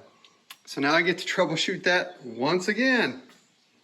For me, someone has had the exact same problem in the past, and they diagrammed out where the different voltages come from, what the different components on the board are labeled, and what they did to fix the problem. So the first thing they did was they checked for minus 20 volts on the DC side or on the negative side of a big cap, which is up in here. So I've done that, and if we turn the power on and we check the lead over here way in the back, it's this side of this one, just like that. We should be around minus 20. It's minus 18, and he had minus 16, so we know we're good there. Then he went through a bunch of different steps because he had a ground, and something was grounded. And what I have found is that the item at the very end, this capacitor right here, this blue thing, he said was shorted in his. And it's shorted at least in circuit, so I've got to take it out of circuit and see if it's shorted out of circuit. If it is, I'll replace it. If not, it's going to be something in between before it even gets there. So we'll take this one out and we'll check it and maybe replace it.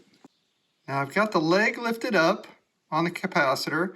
I've got one of my probes on one of its legs, one of its two legs. I've got the multimeter on continuity, so it should make a sound if this is shorted out.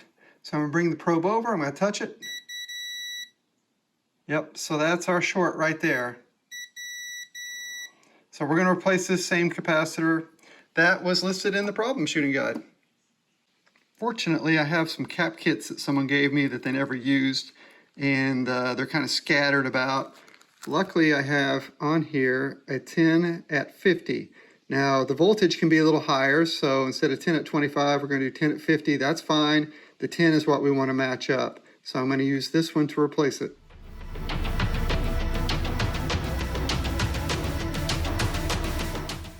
All right, it's all hooked back up now, except for to the board. I'm going to check these voltages first. And I've turned it on, and now on the minus 12 volt, we have minus 13 point something, which is great. I just checked the minus 5, we have it. So it looks like we're good to try this again. And we're back in business. Let's see if our music starts. Oh, try that again. There we go. Yep, all right. Well, that was an easy one. Now that I'm getting things cleaned up, I noticed that with the cap kit that I got from Arcade Parts and Repair for this, it did come with some 10 at 50s, specifically for replacing those little blue ones. The only reason I didn't is I started to do that, and the blue caps on here are really hard to get off because they're soldered directly to the ground, which is this entire top plate here. And so as I'm trying to remove them, it's hard to get the solder out. So I thought, well, I'll replace them if I need to. And it looks like it would have been a good idea to replace them ahead of time. Now I've got everything put back together, but if I do have to ever take this completely off, I'll replace all the rest.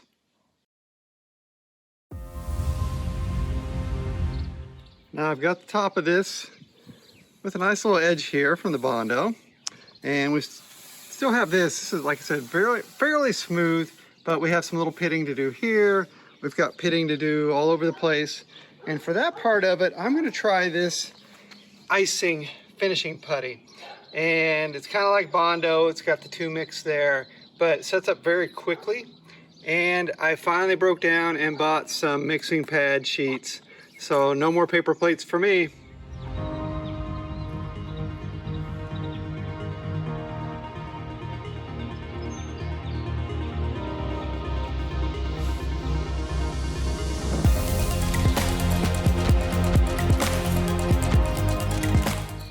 Well, that goes on really easy. It's really soft, really fluid.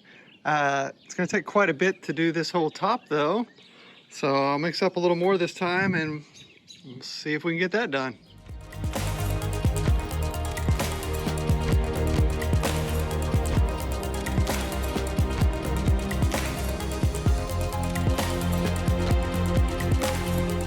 That's a good first step to this.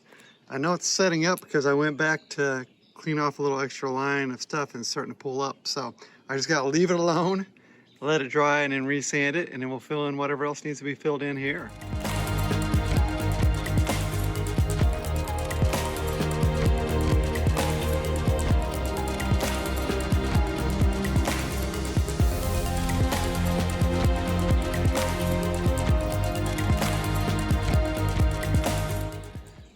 like that stuff. You have to be a little careful with it. It does go all over the place. But we'll sand it down. And I can already see it still looks wet here, but it's hard as rock. All this is hard as rock. So I think that's going to work out great.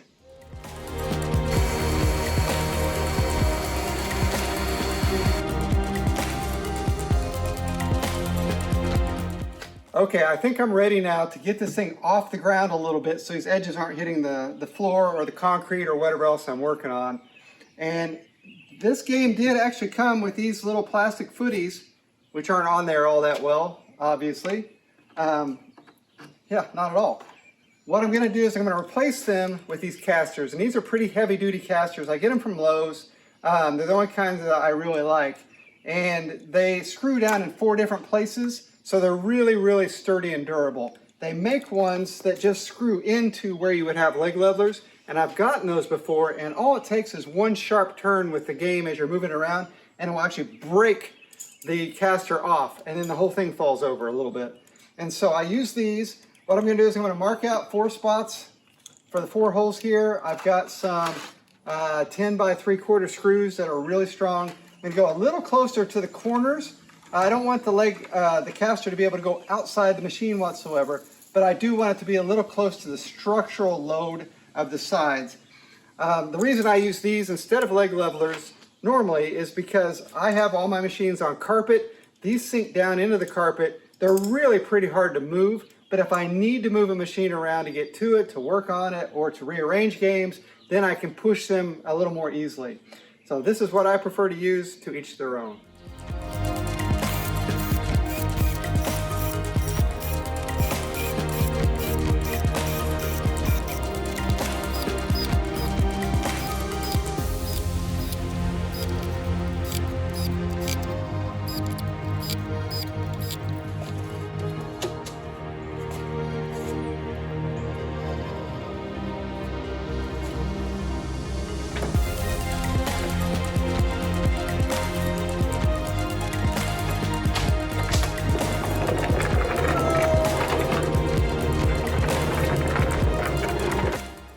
Now I've got it sanded back down, so you can see where the filler just went into all the little pits, and now it's perfectly smooth as I run my finger down through here.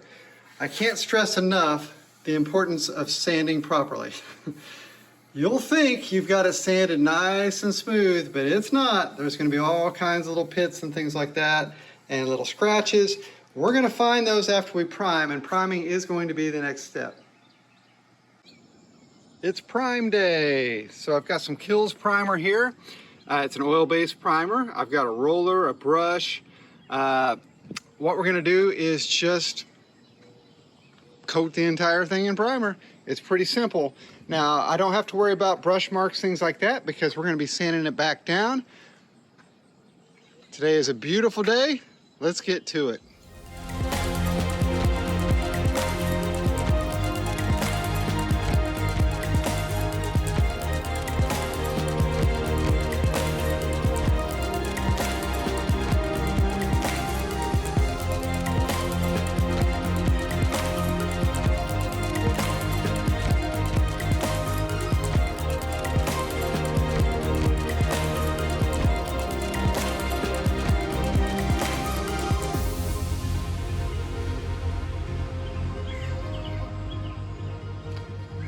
Now it's starting to look real.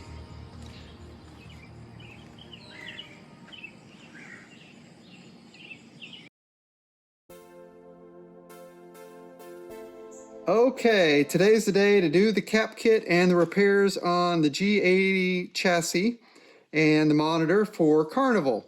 Now, I've looked at it before and noticed that we've got lots of splices that we want to fix. The last person the person who sold it to me said they already replaced this pigtail fuse right here. Usually if that blows, the flyback is bad, but they didn't replace the flyback, so that makes me wonder if we're going to have more repairs to do in addition to the cap kit. And if that blows, this B+ cap will often charge up, can't flow through, and stay charged. So before I do anything else, I'm going to touch the leads on this and see if it still has any charge. And I hope not, because it'll scare me to death. No. Okay, I've had it pop really loud before. So all I did was touch the plus and the minus together with something pretty thick, and one of my screwdrivers that left a big mark. So we're safe there. So I'm going to get started with this. So I'm going to start out by taking all the electrical tape off of these splices and looking to see what they look like. I like my splices to be soldered and covered in heat shrink tubing. Same thing here, same thing down here for this. Now, I don't like this splice in this big wire going to the neck up here, but the weird thing about this is this white one, and this is probably safe. This should just directly hook into this area under the cap, and it's plenty long. So rather than re-splicing it, I'm just going to hook it directly in. You would never splice this wire though. This is carrying really high voltage, and a splice on this is just not going to last. It will arc, it will burn up, so you would never do that. This one I believe is more of a ground wire. To bring it back, I think we may maybe call it the focus wire. I'll have to check that. This one's a little safer, but we'll change it up anyway. Well, on the plus side, they did solder each of their connections together. I don't know why they didn't use heat shrink tubing. Also, this cable's plenty long. These could all go into pins right into this anyway, rather than being spliced on. But I'm not sure what pins these take. I might look that up.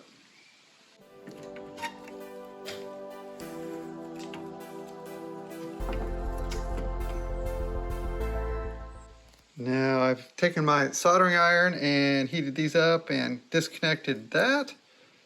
Disconnected this from here.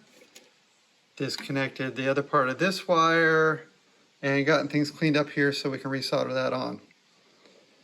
So I think we're making progress.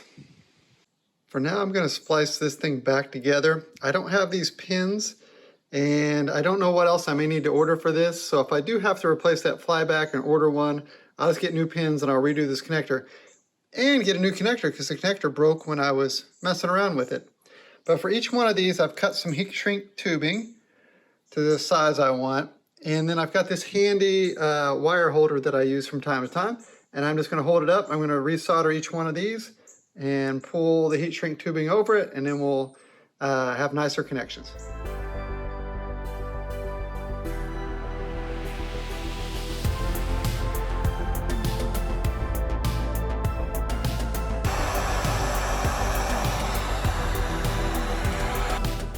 Now I've got this cap kit out for this G07 chassis, so it's specific for it. It has a list at the top of all the different caps we're going to have in our kit, and then the locations on the board that are numbered and lettered of which ones replace what. On this G07, there are also some modifications that we can do to prevent some issues that certain games might have. And also I've got way back here a B+ filter for it, which is this big thing right here. I've got some other parts that commonly fail on this that we'll replace as well. And basically the point of this, as I've described before, is to remove each one of these cylindrical caps off the board and replace them with new ones. And that really freshens everything up and makes the monitor work a whole lot better. All right, let's go ahead and get this big B+ cap off of here. We can see our big section for it here. It's got 4 places where it's soldered down. I have a desoldering iron, which I love. It's this Hakko FR301. It's all warmed up. We're just going to put it over each one of these pins. I'll push it all the way down. Let it melt the solder. Maybe, if it can get to it. There it goes. Pull the trigger. Suck that stuff right off of there. Same thing here. Sometimes these pins are a little bit big for this. We have to go to the side of the pin instead, but I can barely get this tip onto here.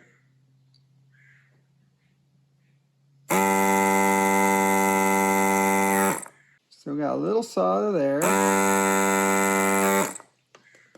There we go, now it's going. And there it is. Now the new one doesn't match the old one. So we'll figure that out, or we'll fix that up here in just a little bit. But I'm going to do this at the end because I just want it off the board and out of the way for doing the rest of the cap kit. Now I've got my caps all laid out over here, and I've got a pin to mark them off one at a time. I tend to just start with the biggest ones first, do them, and then go to the rest. So if we go to this side, here we have a 25 volt 2200. We have 35 volt 2200, which is the replacement for it. So we'll get this one off. And I just look underneath and we can see that's C521. So I'm going to take my desoldering gun and we'll go right to this C521. We'll get that. We'll get that. And then we popped it right off. So we discard that one. We get our new one out. Now each one of these has a minus and a plus. The plus has a longer leg. And you want to put them in the same way, although there is one at C302, we'll have to remember, that's marked backwards on the board. And I'm sure people have had that mistake bite them a few times. So the plus is over here, that's the longer leg. Go like this. I'm going to push the new one through. If I can get it lined up just right. Oh, there we go. Push the new one through. I bend the legs over a little bit so that it'll hold into place, nice and tight. And then we can take our soldering iron, which I have over here. It's going to be kind of a bad angle for this, I think. But I'll just get a little solder here. And we're just going to hold this up onto the pad, onto the wire, heat it up. Push our solder into it. Pull our soldering iron out. Same thing, we'll heat this one up. Push the solder down into it. Just like that. Pull the iron out. And C521 is done. So I will mark it as done on my list over here. As far as the legs of this, we need to trim them off. So I've got these flush cutters I use. And one is done. There it is on the board. C521. Or what was that? Yep, 521. Oh, there it is on the list. All done. So now I'll just go through and do all the rest.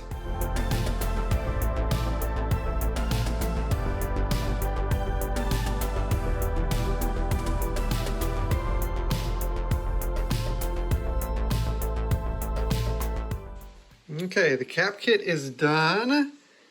And now we're left with this B plus big cap. And you can see its leads go towards those two solder pads, not any of these outside ones. So we're going to desolder a couple, pop that in where it belongs, cover up the other holes.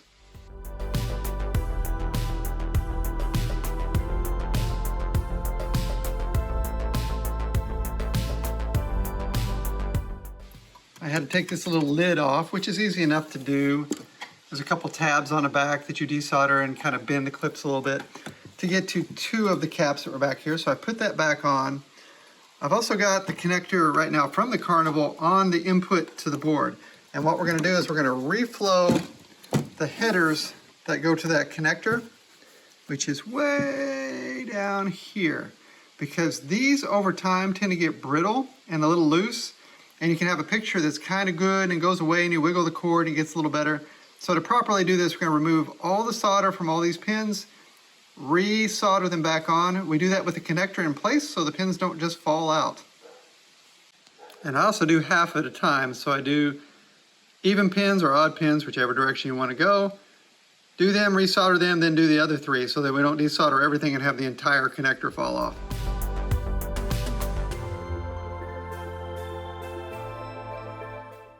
Now we'll get this other connector soldered back together. Already got our sleeves on, our heat shrink tubing ready. So I'll heat this up. Run a little solder across. Great, and we'll just finish up this part of it.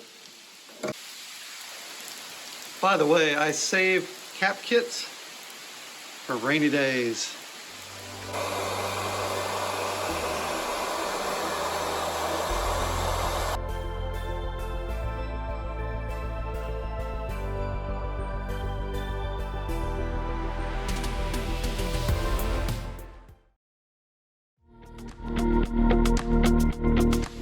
It's going together really nicely now. I've got everything put back together on the chassis. Now, this is a really common occurrence, and I don't know why, that the plugs are pulled off of monitors. So this is going to be the power supply into the monitor, the power cord. So we have a fitting here for that part, and then we have a fitting here. This is the male with the prongs, goes into the female. And I've got some pins I'll get out and a connector crimper, and we'll get it going. These connectors need 0.093, so I've got some female and some male connectors, and we'll get them out. Now, one of the things that can be confusing here is, first of all, we do use the female connector on the monitor part, on the chassis. The plug coming up from the transformer in the cabinet has the opposite end, the male end. And then the other thing is that we put male pins with solid prongs on the end in the female connector. So that's how that would normally be with the male connector. I'll bring it over.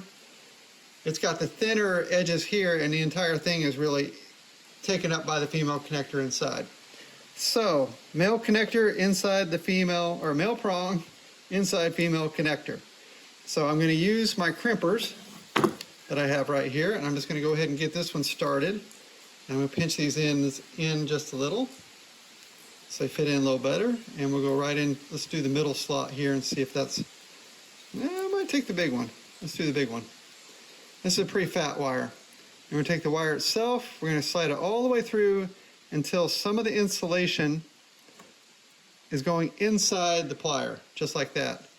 Now that wire is pretty long, but it should be okay, so I'm going to go ahead and give it a good crimp.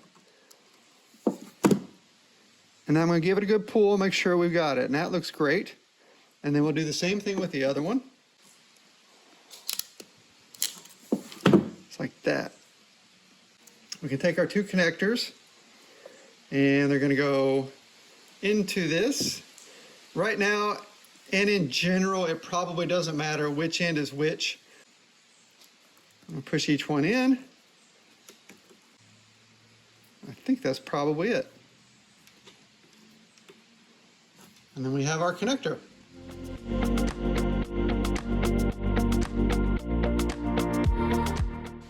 Now I can put the chassis back in the frame with the tube.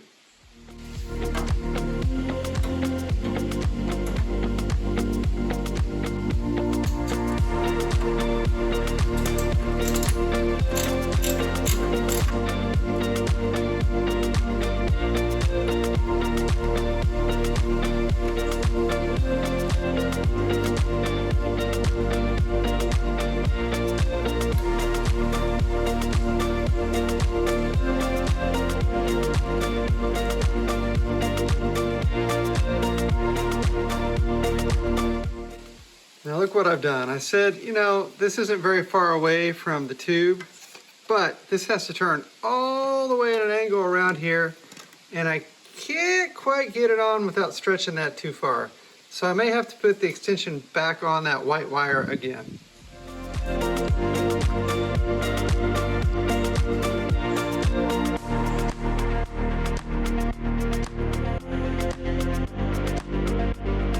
The monitor chassis is in. We have all the circuitry here. We want to power up this monitor. I've put a plug here for power, but we can't just run that directly to the power supply over here, or not really our power supply so much, but our splitter for the power. We have to put an isolation transformer in between. And if you look at most monitor chassis, there's going to be some sticker somewhere saying isolation transformer must be used.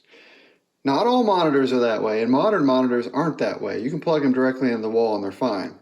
The reason that we have this isolation transformer is the power comes in, the two sections of it are isolated from each other. So there's a coil over here, and through basically induction, the current runs off to the other side. Now, the importance of that is that you're not physically connected from here to here.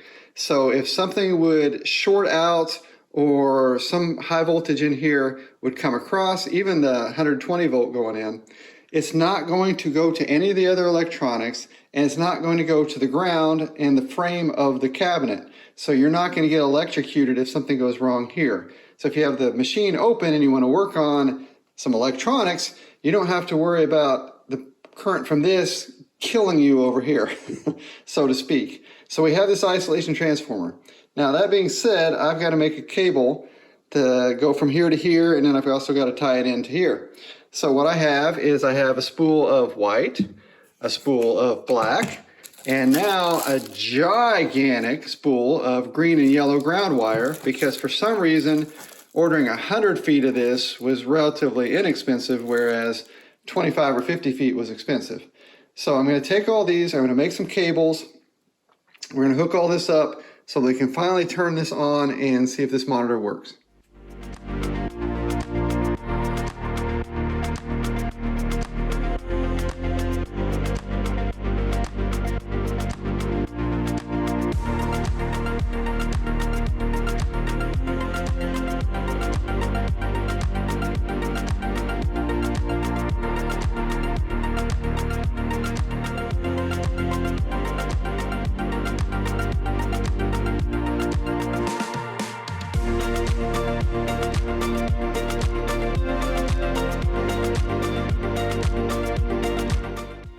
Well, I think I have it all hooked up. Everything's in place. Monitor frame's grounded, power, everything else. I've got a test pattern generator to make a test pattern on the screen. I'll go ahead and turn it on. That way we have a signal. I don't have the Carnival board hooked up. And you never know what can go wrong with these. So it's quite possible that it'll pop and something will break. It's possible that nothing will happen. Don't have any indication what's going on. It's possible the monitor will just come up and work. So I have no other choice but to give it a try and see what happens. So I'm going to use this power strip so I can turn it back off quickly if I need to. We're going to go in 3, 2, 1. Oh. I may have done this in every single video. I've got to turn it on over here too. So let me turn this off. The back door switch was still on. All right, in 3, 2, 1. I don't hear any crackle. No crackle, no signs of life from the monitor. And no picture. So we're going to have to do a little troubleshooting. All right, here's how I'm going to troubleshoot. The first thing I did was I checked continuity on both fuses inside. And both fuses are continuous, which means nothing power related happened in there to blow a fuse. Now the next thing I'm going to do is just make sure that the monitor is actually getting power. So I've got it unplugged now. I've got the power hooked into my multimeter. On AC voltage, we're going to turn it on. And we get, well over 120 volts. So we know the monitor is getting power. So we'll have to look into it a little more. Now, I've done some basic troubleshooting, kind of following a flow chart of all the parts on here, checking for common issues where you wouldn't have any power whatsoever, checking different resistors, things like that to make sure they're not shorted out or open. And everything looks fine.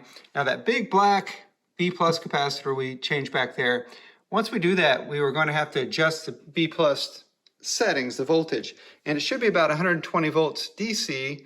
I've got a probe in where we check it. The ground is on the chassis back there. But if we turn it on, we're going to see we don't get any voltage whatsoever out of the B+. So we have something wrong in the basic power section of this chassis.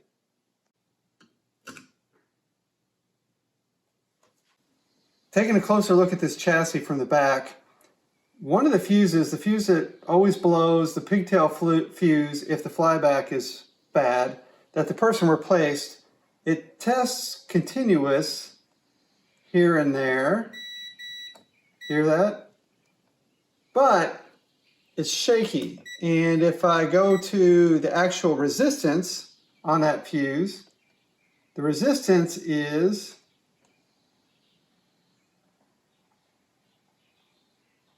60 kilo ohms. Shouldn't be any resistance. It's a fuse, so it should just be straight zero. So it's kind of, we're reading other circuitry that is giving us enough continuity for the meter to beep. But what I'm going to do is I'm going to take the fuse out by itself and just test the fuse. If the fuse is blown, then we're just going to have to replace the flyback and assume that's the next logical step. Yep, this fuse is blown. Can't see it by looking, but no continuity at all. See?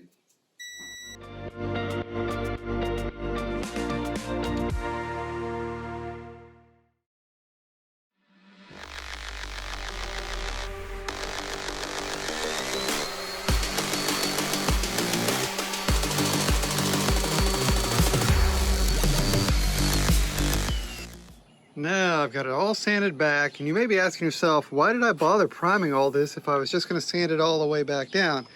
Well, I'm asking myself the same question, other than this is a very smooth surface to begin with, and probably already primed after we pop the sticker off, and some of it's stuck a little bit here and there, but what it does is it gives us a great view of where all the imperfections are on the wood. So I'm just going to take a pencil and I'm going to go around and mark all these, and then I can use the filler to go back in all those little spots. And we'll do the same thing on the inside and the other side. And while we're busy skim coating the remaining imperfections there, we'll go ahead and give these pieces a coat. We got two parts for the back doors, and then the part that hangs down in the front that holds the speaker.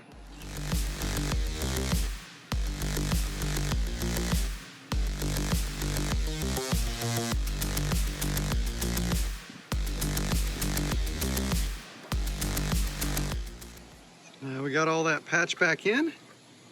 I'll let it dry and we'll sand it back down.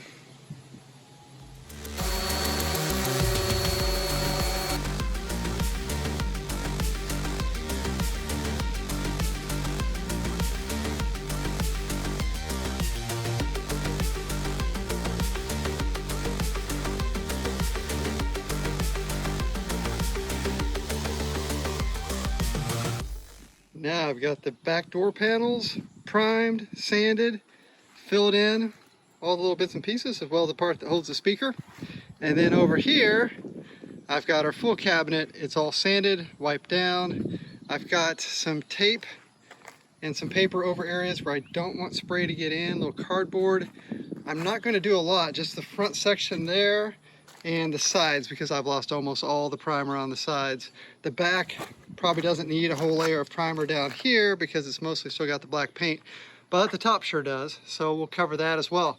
Now this time I'm going to mix a much thinner layer of primer, because that last layer, basically I just sanded the whole thing right back off. It was so thick. I've got some Kills Premium 3 this time. We'll try that.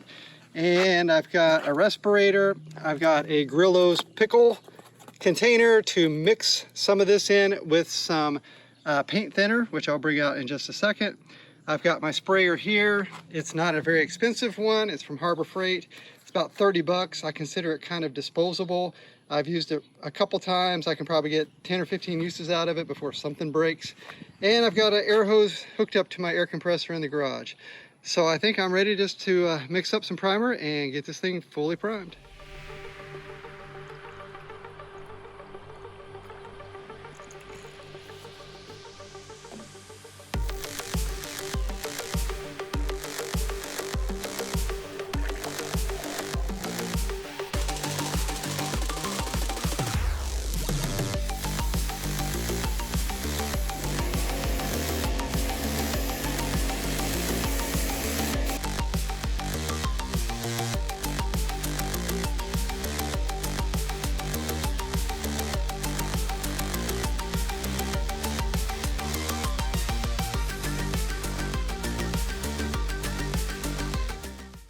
I just wanted a very light coating of this, but there were a couple spots, it's a whole line right there where I got a little too much on, that I'll have to sand back a bit.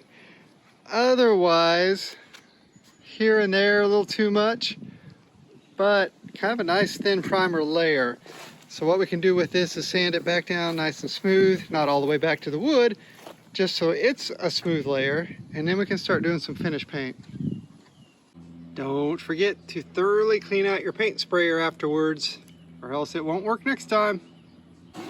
All right, for Carnival, we're going to use Rust-Oleum semi-gloss white oil-based paint. It's supposed to be a great match. Now we have a really solid layer of primer on here, and it's not all that thick, but I'm going to go ahead and sand it back down really smooth this time, and hopefully we'll be in the right shape for a final coat. Now I've smoothed it all the way to 1500 grit, and it is really slick, like a kitchen counter slick. So we are ready for the regular paint. Here we have our paint, we have our thinner to thin it down a little bit. We've got something to mix it in, we've got our spray gun. I think we're about ready to go.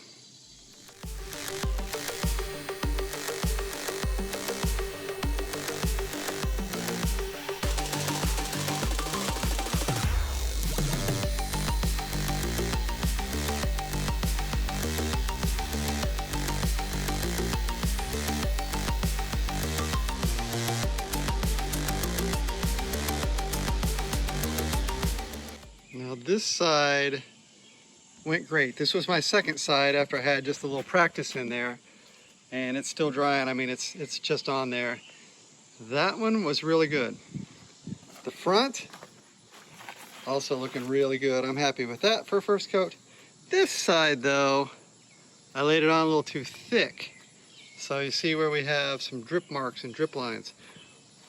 What you want to do is not try to attack that until it's completely dry, and then we'll sand those high spots back down before the next coat.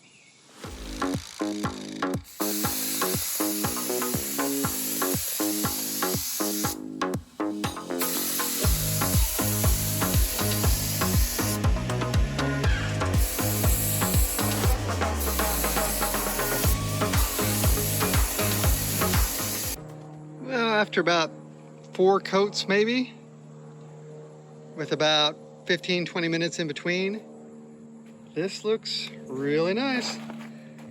That looks really nice. This side's still got some glossiness where I did the last coat, but it also looks nice and even. So I think it's time to clean up the sprayer and maybe get started on some of the black. Okay, for the black part, I'm going to use this satin black Rust-Oleum oil-based. Sometimes I'll thin it out a little bit if I think it's going on too thick. I have a 6-inch roller here. It's for cabinets and doors. It's foam. It works really well for this kind of thing, especially because we don't have a lot of surface area to cover. It'll go pretty quickly. I've got another brush out for the corners and things on the inside. And the reason I'm not spraying it is because it'll be hard to tape it back off where I've already done the white. And really, I don't typically leave roller marks when I'm using this. So we'll at least go a first coat, and if it doesn't look good, we can always spray the second coat.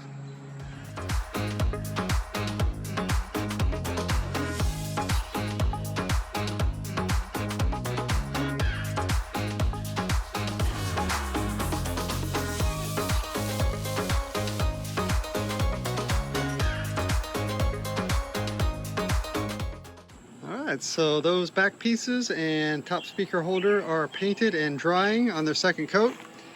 This is all painted other than the inside lip here and right here. I'm waiting for this to completely dry before I put any painter's tape on it to do the rest of that. I've got the bottom base painted down there. It looks good. Coming over here, this side looks good. Back looks good. So I think it's about time to roll the cabinet back into the garage.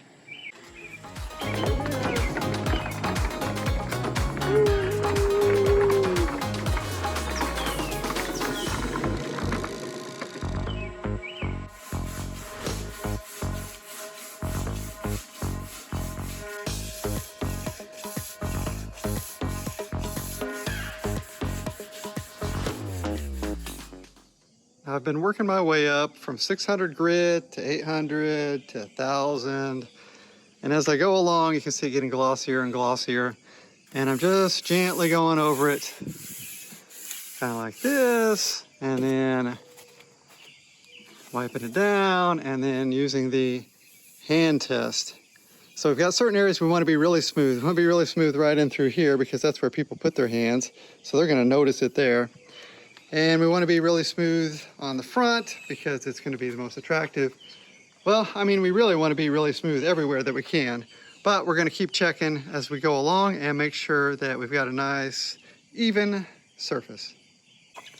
Now for the final sanding, I'm going to do it wet. And that'll really slick it up. We'll just wipe down behind as we go.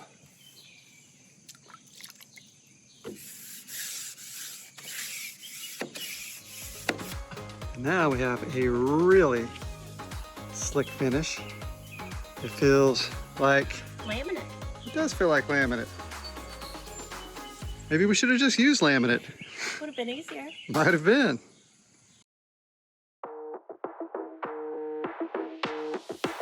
All right, let's take a stab at repairing this Carnival monitor chassis again. I've got a new flyback and we will install it. I have more goodies from Arcade Parts and Repair. So this is the replacement flyback. It's going to replace that one that's on the chassis right now. And then because this pigtail fuse is so hard to deal with and has blown for us, we're going to put in little fuse clips and a fuse that fits these fuse clips. So there are spots on the board for fuse clips here and here. We're just going to fuse it. That way, if we keep blowing it, we can just keep replacing fuses and I don't have to desolder this pigtail fuse over and over again.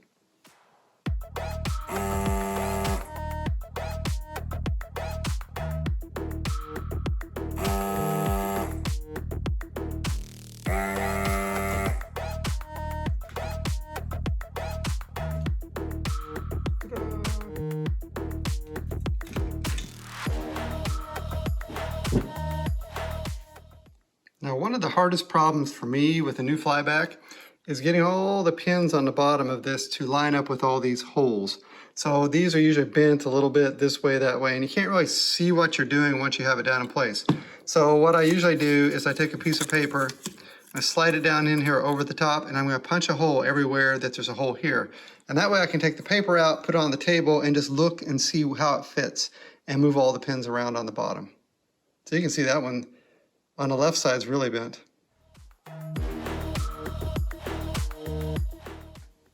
Now all the pins line up with my little holes in this paper. So let's see if we can get it to go through the chassis.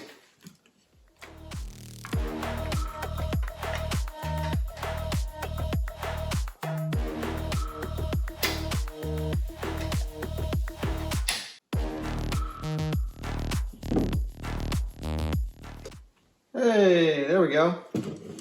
So now we got everything through. Now we can solder this thing down.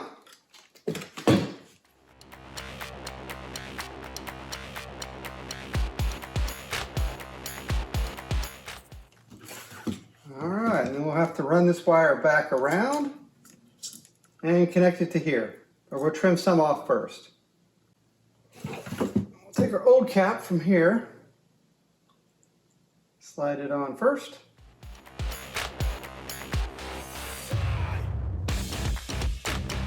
Cap right back on.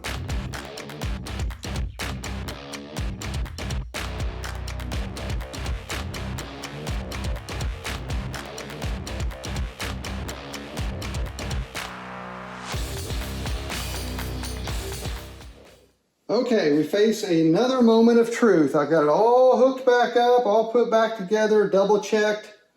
Everything's good. I've got my multimeter on. We can just go ahead and check the B+ voltage this time right off the bat. I've got the test pattern generator on to give it a signal that we can check. And now I'm going to turn it on. And please, let's hear that high-pitched whine. 3, 2, 1. No high-pitched whine, no voltage.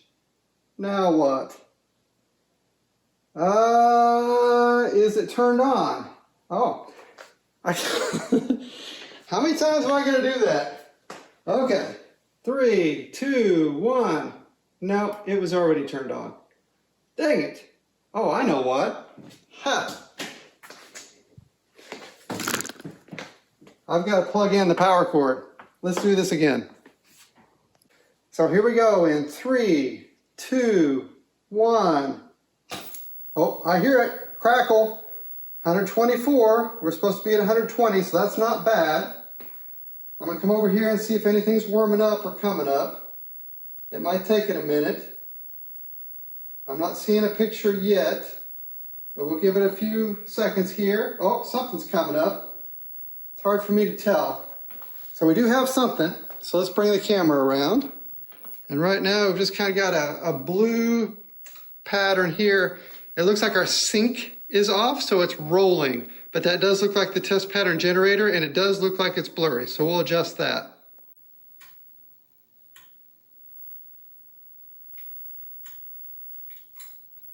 Okay, there's the hold.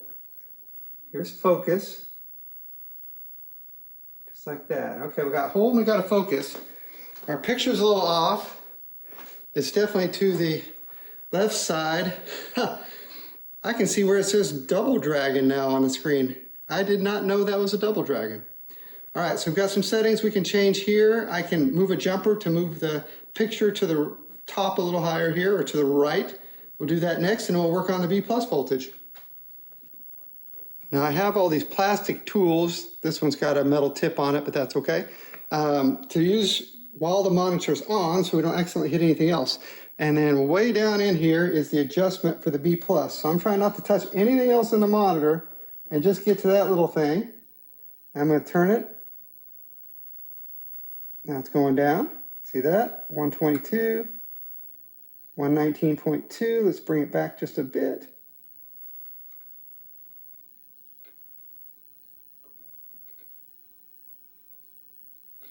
That's close enough. 119.8. So now the B+ voltage is important. We don't want to X-ray ourselves, turn into a superhero.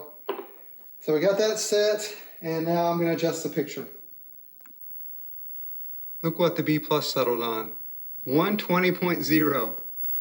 Now, I've moved the jumper around for the horizontal position. You can see the red is still too far down on the screen. Also, any lines you're seeing coming through, that's just from the video recording. It's nice and steady. We can turn the blue down a little bit and the green and red up. We want to kind of have nice contrast with these. We'll do all that at some point in time. With the test pattern generator, you can simply take it and there's a button on it to go through different settings. So there's our red, blue, green. We can check, make sure they're all working, which they are. Red, green, blue, looks great. There's white, which looks pretty white. Some other contrast. And then this is our convergence, and this is the other kind of important thing. When we want to converge a monitor so that basically all the lines are white and the dots are white. If there's a color that's off, like red bleeds certain directions or blue bleeds certain directions, we can adjust it by turning these rings right here, but it is a pain. So I'm glad to see that this monitor has pretty good convergence to begin with. And yet another convergence check. And I like this one. That's a pretty good picture right there. Those are good colors, nice and bright. Ta-da! It's all hooked up. It's running the game on the monitor. And it looks reasonably good.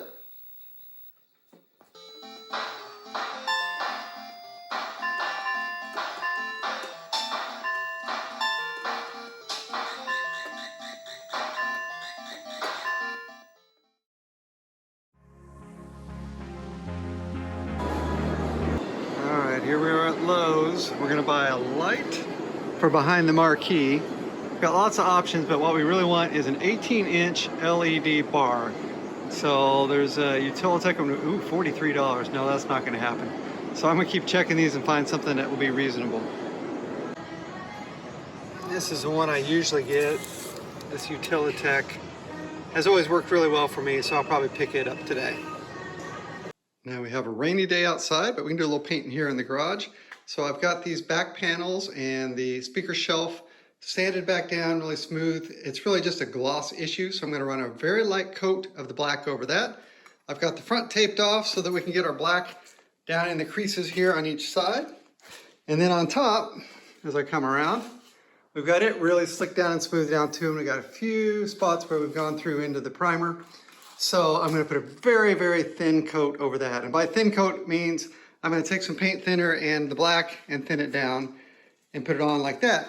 Here, we have a couple spots here, and there's a little bit here and here where I've sanded down through the white just a little bit. So I'm going to mix up some really thin white and just run a little bit it up into those areas and try to patch that in as well.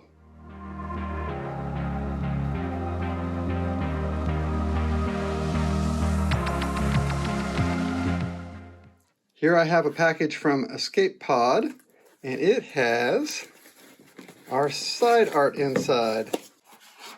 Here we go. Carnival. So I'm going to unroll this and put some stuff on it to flatten it out. And before long, we'll put it on the game.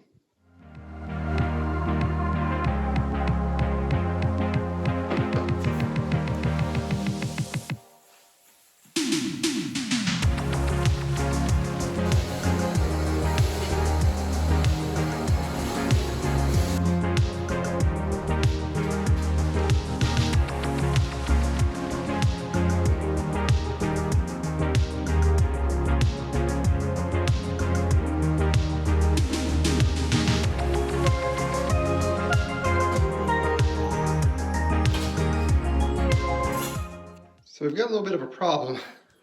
The frame itself is a little too wide to go into this opening. So now I gotta figure out what to do with that.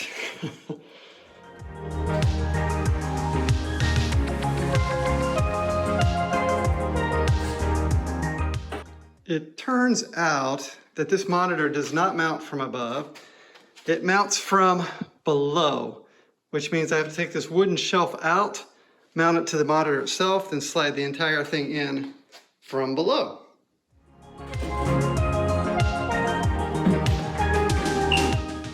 So I've made some blankets or set some blankets down here, and I've got the monitor on top of that, and then I'll pull the board up to it and bolt it on.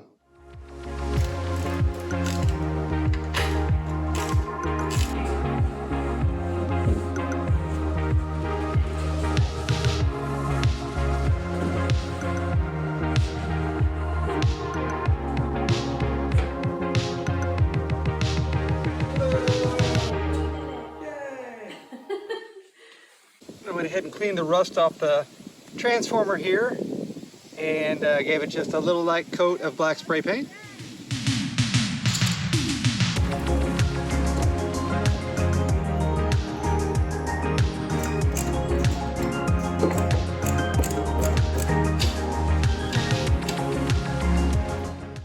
Before we put this top shelf back in, I'm going to go ahead and add the light. There used to be a fluorescent fixture right here. So we'll just have it sitting right here with the light aimed this way, and then we'll put the speaker back as well.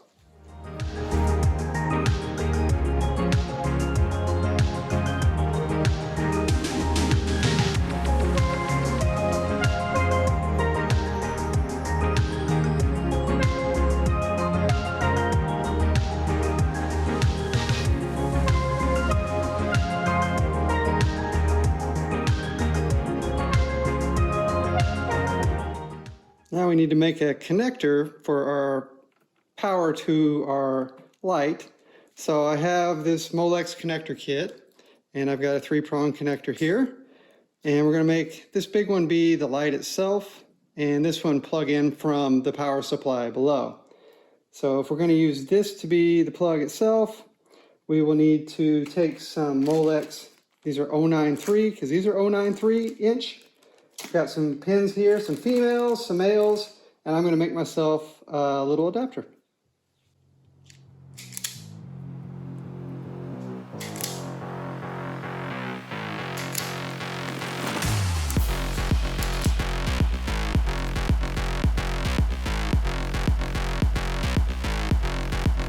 Like that.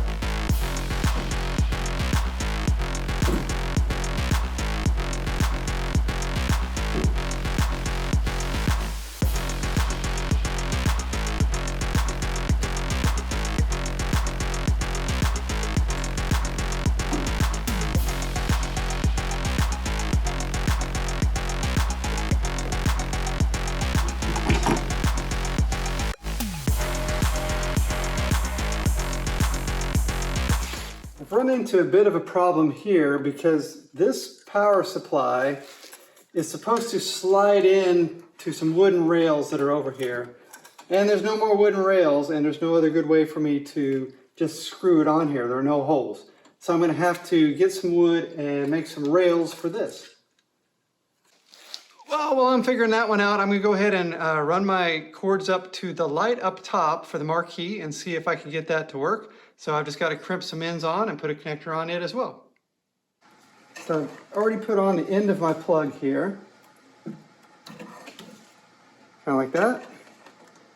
So I can make sure I match up the color of the wires correctly. So I have white and black, which is my neutral, black, which is the hot, and green and yellow, which is the ground.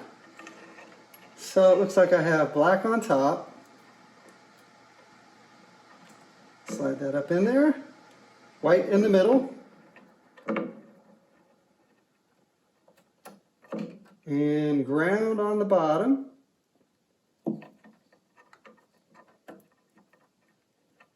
That way I know that they'll match. So I'm going to pop this off and push those in the rest of the way. So there's our connector. And then we've got it all hooked into a zip tie that's on a staple up there. That's the original way they did it. Along with a speaker wire to give a little strain relief. And then I have everything running down right now just into here. But we'll cut those wires and we'll hook them in to the little power supply box there.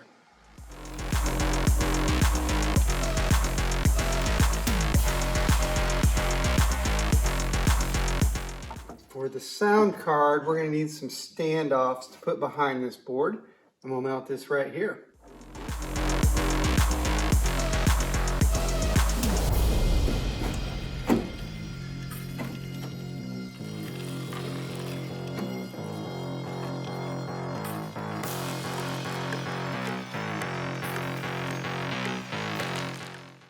I think I have it all put back together. Some things are kind of just laying in there temporarily until I get the right mounting parts.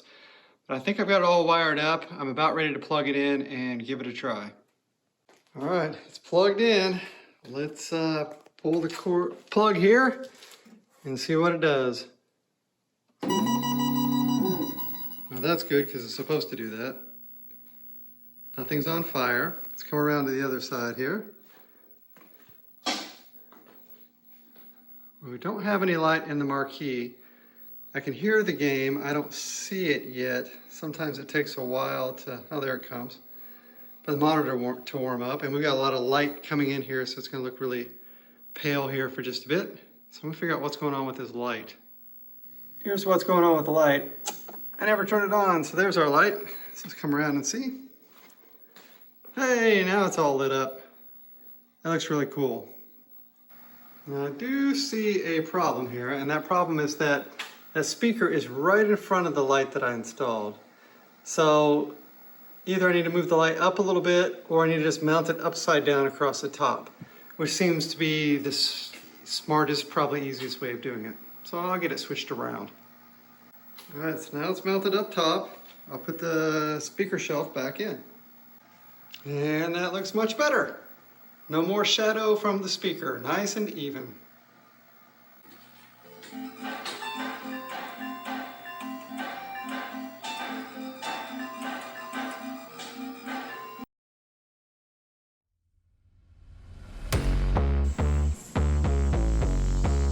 Look at the banana flower. It's coming.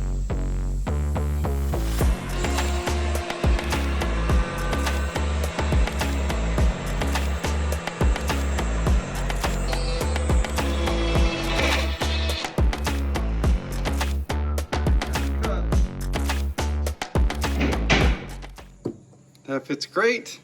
We've got one on each side of the power supply. So I just need to make sure I have these in the right spots, glue them back where they were originally, and we'll be good to go. So I've got my nail gun with some brads in it that are long enough to get through both the bracket, the support, the wood support, and the cabinet without going through the side of the cabinet.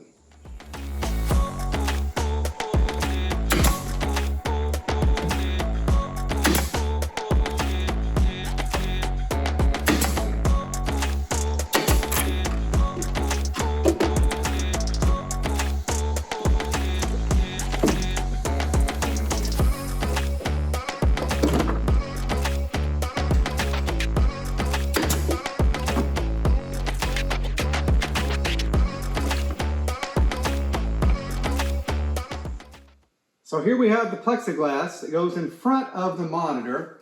And as you can see, it's got scratches, it's dirty, it's got some paint specks of some sort on it.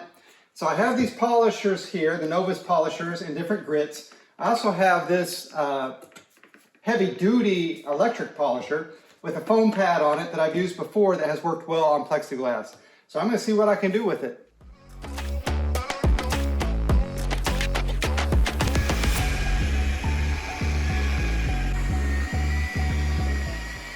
Now here's where we are after polishing, and it's cleaner, but there's still white specks everywhere from the paint. So I'm going to use some white vinegar and see if I can get that out before I try to do a final polish.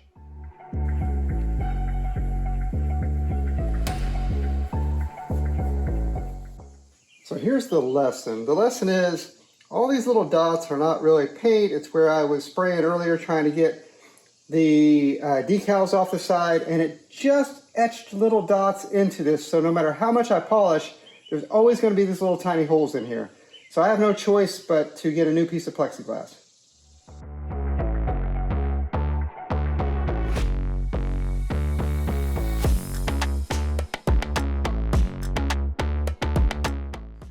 Okay, so the plexiglass was a bit of a disaster. So let's see what we can do with this coin door. It's not in terrible shape. It definitely needs to be cleaned up. It's got some rust, of course, like a lot of this. And it's missing some parts. We're missing this part for the catch for this. We're missing a couple screws. I'm going to go ahead and disassemble it and start cleaning it up.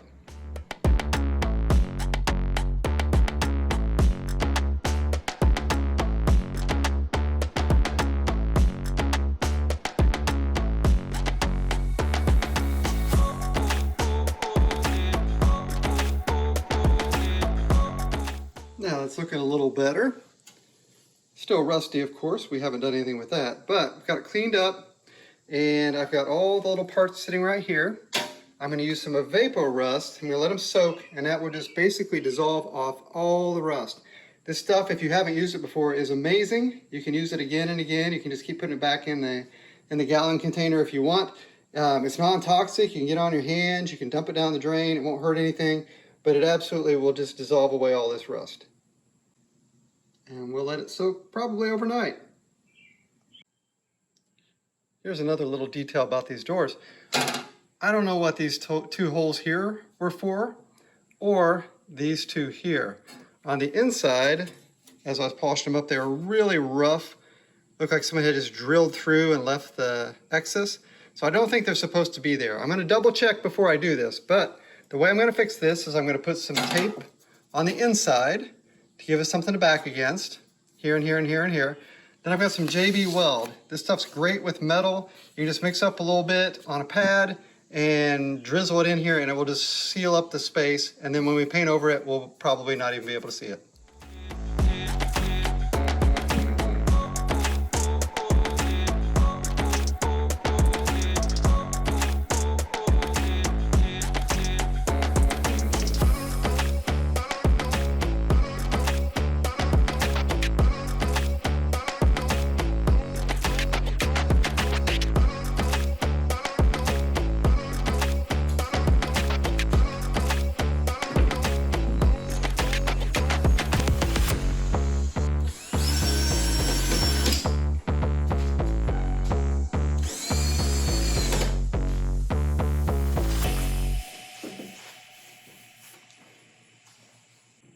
Now, before we put this bottom panel back on, it needs a lock.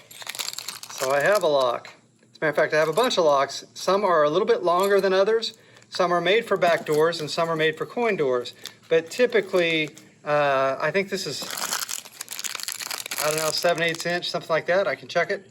Is typically the right size. So that's what I'm going to start with. Okay, that one wasn't long enough to get the threads in the back. So we're going to go with 1 1/8 inches instead.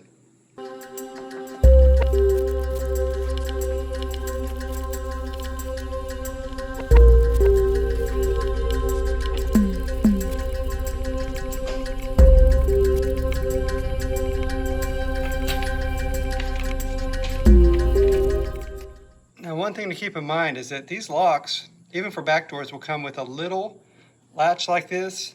It's not the right one.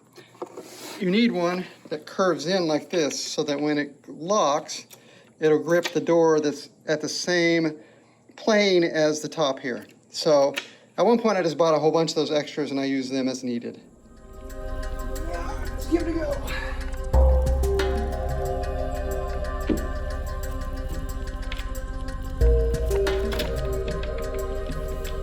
Perfect. Well, here we are. It's come a long way. This top is super smooth now, other than one little spot right here where the screw that I came up with from below to hold that fluorescent light or the LED light on was a little too long, and I felt it pinching up there and I stopped, but it still left a little mark. I may be able to knock that down and buff it out. The rest of the back door looks great. And you know how I am with back doors. I love them. Now I've ordered enough T-molding to cover all of this and probably 2 more projects. But I have a little strip here of what we're going to use. It's smooth. They make smooth and they make textured. Typically it's 3/4 inch because it's going to match the width of this. And this one is smooth, so I'm going to cut some pieces at least for these 2 parts right here, just to make it look a little nicer.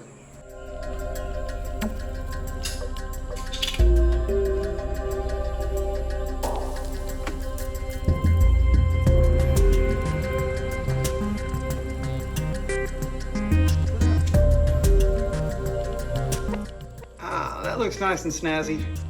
I can't wait for the rest of it because that really does put a nice finish on the project.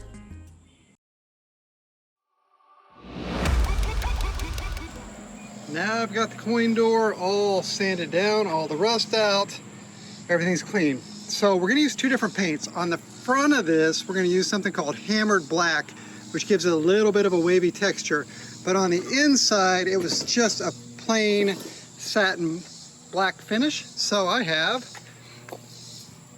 a can of spray paint. We're gonna hang this thing up and we're gonna spray it.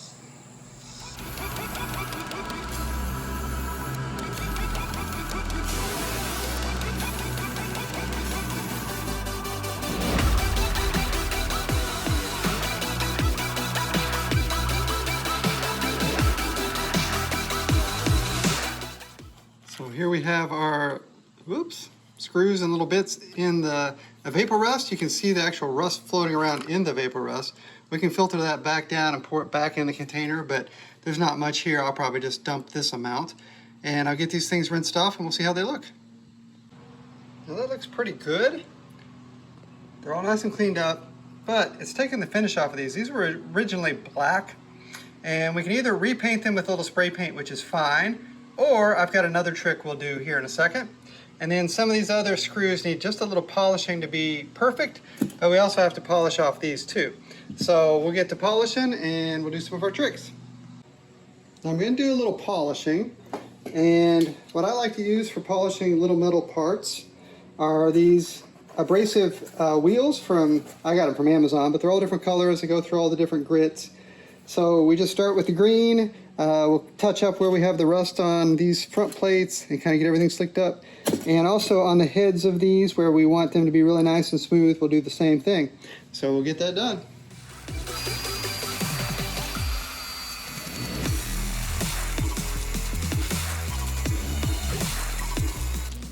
So here's just the first layer off on the left compared to the right with the green. So it's coming off great.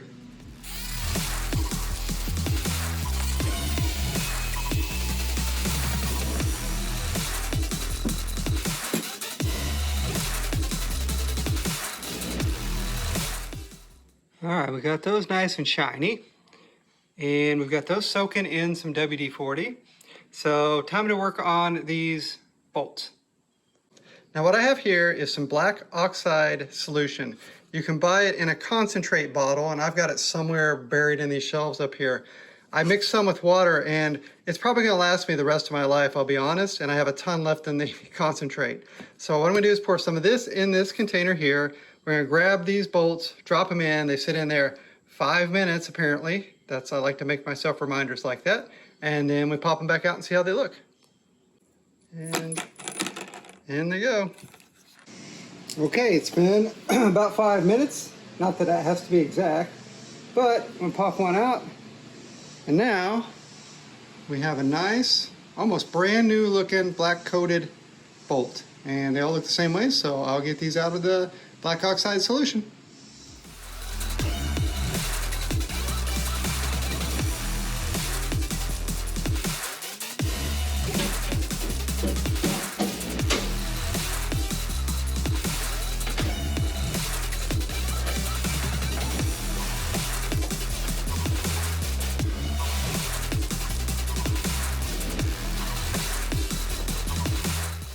Now I have a lock for the front door. It is a 3/4 inch lock, so we'll get that installed.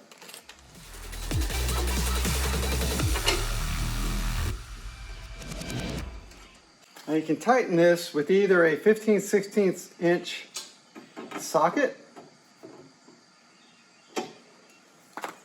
or adjustable wrench, or both.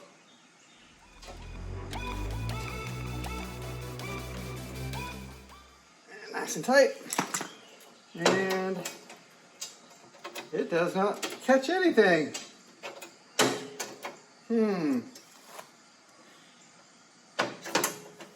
It's not long enough, so I'm gonna have to find a longer cam right there. All right, the easy solution was to use the one that was in here originally, which is just a little bit longer. And now when we shut it, we're locked. Now we need to put these back in.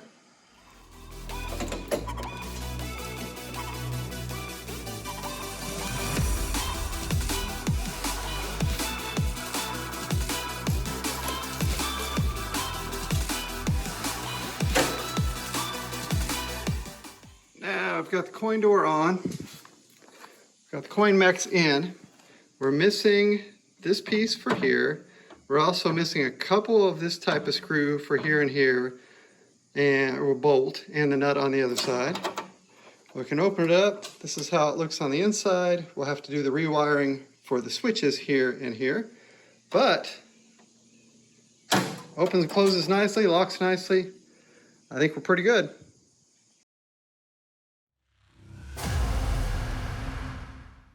Here I have 100 feet of black T-molding, 3/4 inch. And we're going to start with this side. I've got it set on my dolly back there. We'll get to it.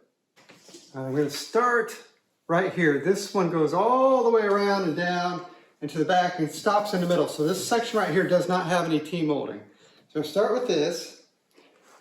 I'm going to lay it down in the groove. First of all, the end wasn't cut flat, so square. So I've got some big cutters I like to use for the long cuts, kind of like that. Then we can get it started right here, and it should mainly just push into the groove, but we may have to hammer it down in there a little bit, especially where the groove is a little bit clogged. So where the groove is clogged, we can take a screwdriver, we can kind of push it back through and give ourselves our channel back. Kind of like that. So let's grab this T-molding again, we'll try again. So I'm just going to set it on here. And I have a little rubber mallet I can use. Get it down in there. All right, so we got it started. That looks good. Now we're going to go around a corner here. So I'm going to turn this a little bit. And you can see it pretty good. So where we go around the corner,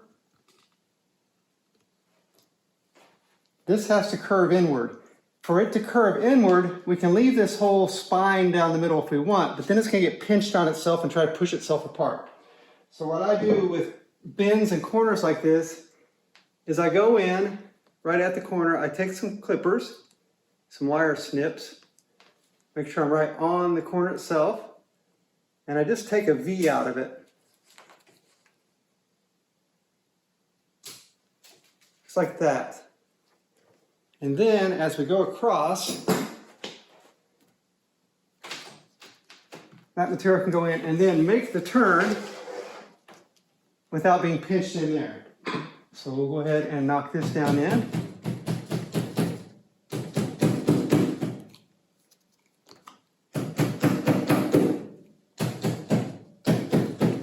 Just like that.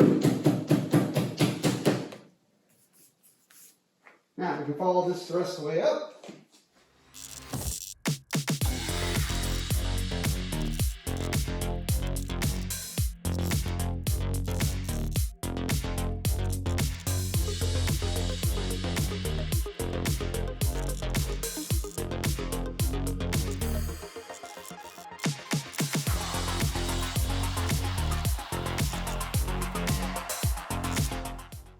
All right, that's one side done with its T-molding. So I'm gonna lay it down, back to level, and flip it up on the other side and do the other one.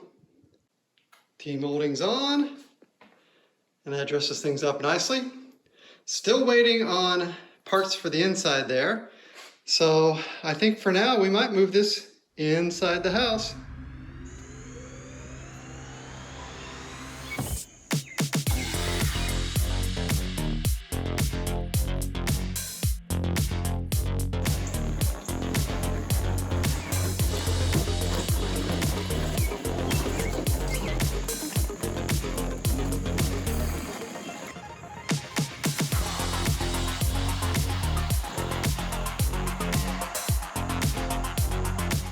All right, it's inside, along with some other projects I've got going right now.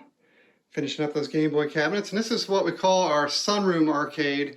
It's all the racing games, so it's not the main arcade that you might have seen in other videos.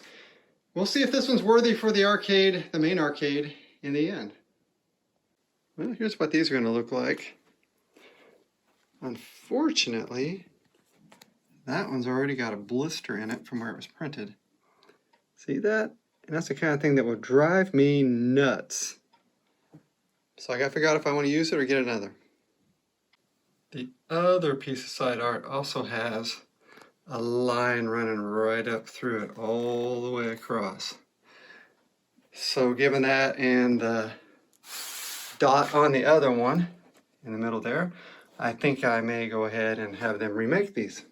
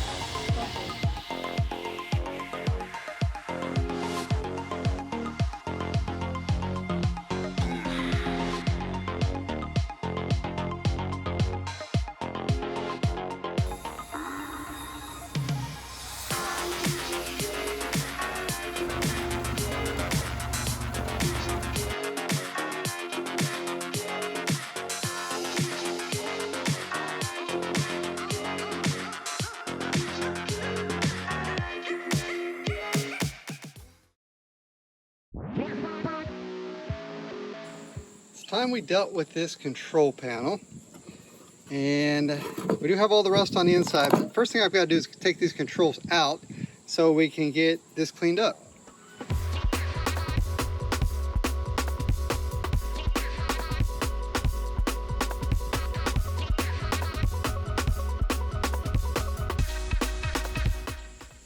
Now we can scrape this old control panel overlay off using a blade.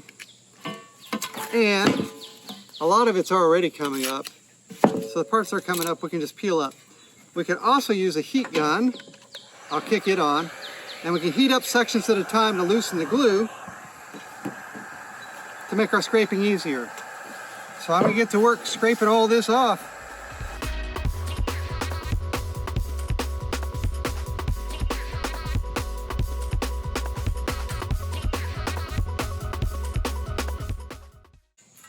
All right, there we have it. A little rusty, Got some stuff stuck to it, but we're going to clean all the adhesive off next anyway.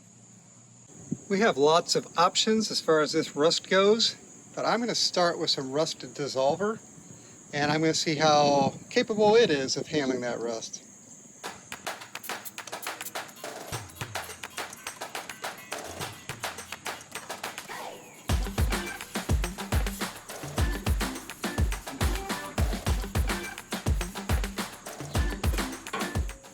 And that's already looking quite a bit better. So I'm going to give it another coat, and then I'm going to rinse it all off.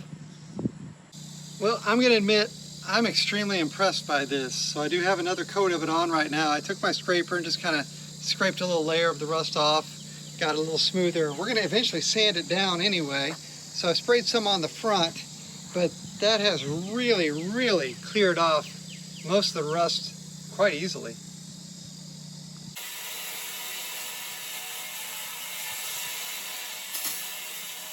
That is just the action of that rust remover and just a little bit of scraping to take off the top layer.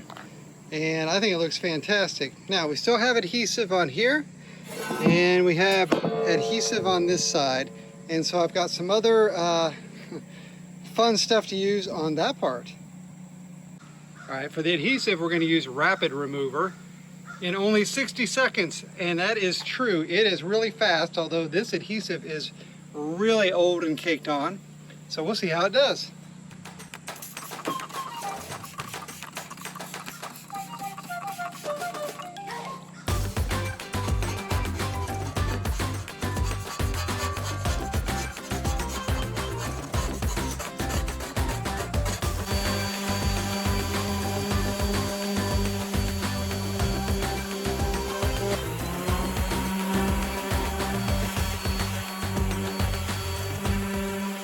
Here's our control panel, all sanded, as shiny as it needs to be.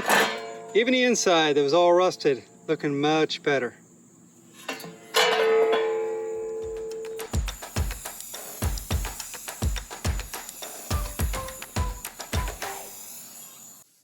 All right, we finally got our art from Sabos for Carnival.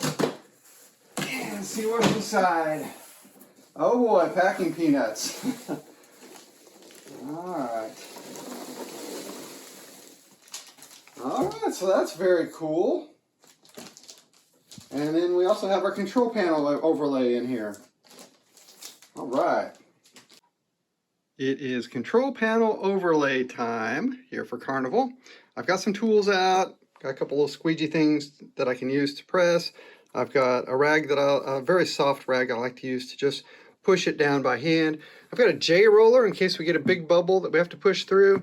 I've got some tape and some clothespins here so I can situate this on here the way it's supposed to be. Now I love these when they already have the holes die cut out because then I can just lay it over this exactly where the holes line up, tape it on, then I know exactly where it's supposed to be. This will be a little different, so in this case we have to lay it over the top of this, and in order to line it up right, we will hold it up to the light like that and see where the holes go.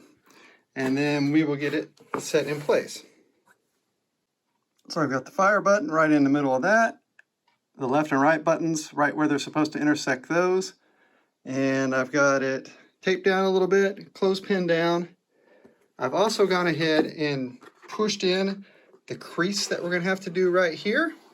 This is gonna be a little difficult to do because of all the curves, because it's great when a control panel is almost completely flat and only goes this way, but if you've got to go up and down, and this one has to go around, has to curve under, then that's a whole lot of different areas for it to stick to easily and start to make bubbles, things like that. But I think we're about ready to stick it on. Okay, the first thing I'm going to do is peel some of this backing off. We're going to start in the middle, go up to this way, and then we're going to come back the other direction. So let's see if I can get this started. Yeah, it's not too bad.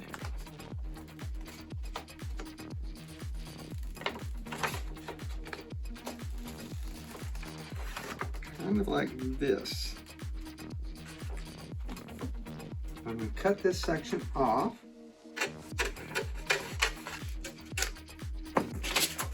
Just like that.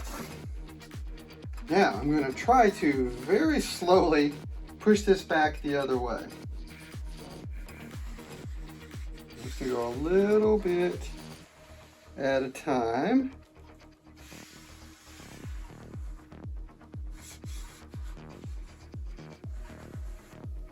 Stop every so often, look for air bubbles. I don't see any. We're getting really close to the groove down here. And that will be a tricky spot, so we got to get it all the way down in that groove first. Just like that. And we'll start working our way up the back.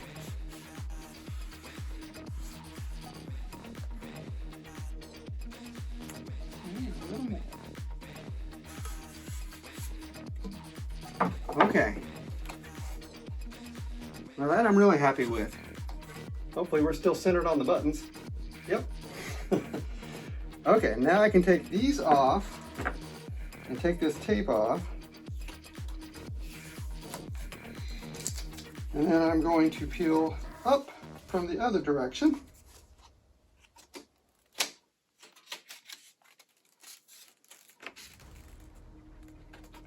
And start working my way back the other direction.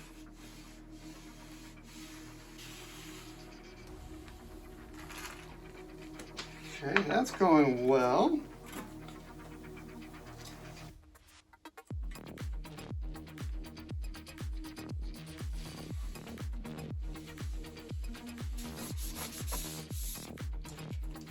Awesome. All right, so it is on bubble free. That's a nice control panel overlay, nice quality. Now we can cut out the holes that we have for the buttons. So I have an X-Acto knife and I can feel the impression of the hole. I'm just going to go to the middle of the hole, punch it through like that, work my way to the side.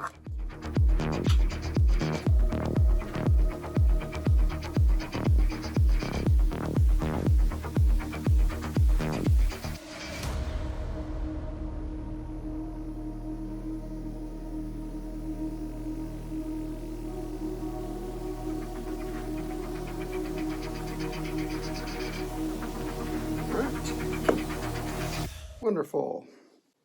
Now we have all the holes cut out for the buttons. I have trimmed up the sides, the edges where it overhung a little bit. And I think we're ready to clean the buttons and put them on.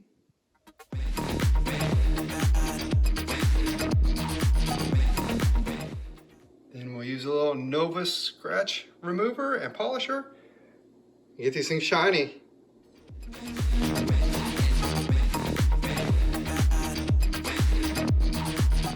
We have all the parts. Let's put it back together.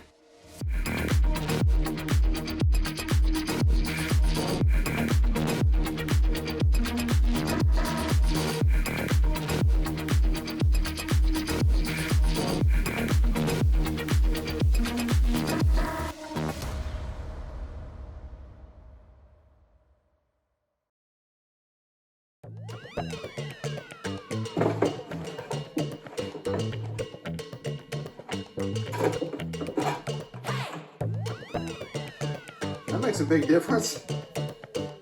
That's pretty cool. What I mean when I see, what I feel, when I dream, when I be, I'm a freak, what up? All right, I got these parts from another arcade collector. I need this for the volume switch to hook on into our machine, and I needed one of these and a couple of these screws, and I also needed this coin bucket. So we'll have to get these things polished up and painted and ready to go. What up? Everybody look at me when I'm free, when I feel, what I see, when I do it, I'm a freak, what up? What up? Say what we got, it's hot to spot, give up the drop, see what we got, do what? All right, so now what we're gonna do, go ahead and let go. Is we're gonna peel off a little bit of this Scotch Yard for 3M film, and then we're gonna start with the top and then work our way back down. So the hardest part for me was usually finding the edge of this, but since this is a two-piece sticker, it won't be too hard. So peel this down. You can help me on this a little, just to keep it peeled.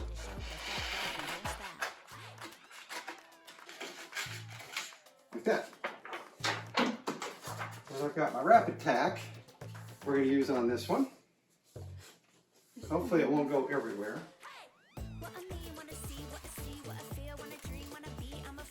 Get a little bit on here, like this, and here. We don't want any debris back there. Okay. And then we're going to run this up. Can you keep hanging on to that? From the bottom up. And you can use a squeegee for this, a little plastic tool. But I like to just go back and forth with a rag.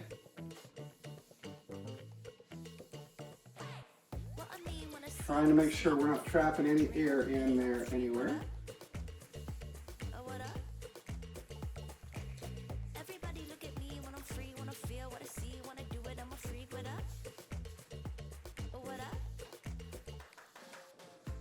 Okay, I'll take this tape off.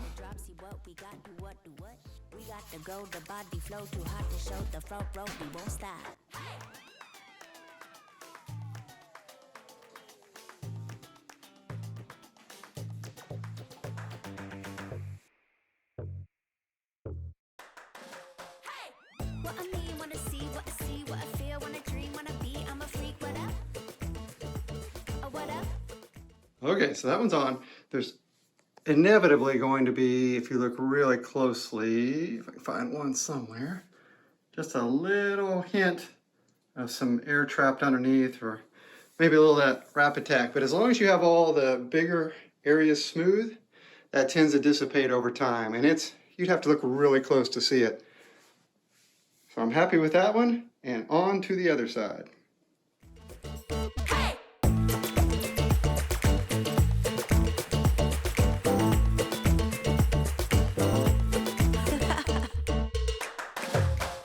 This side came out even better. It is just about flawless. Awesome.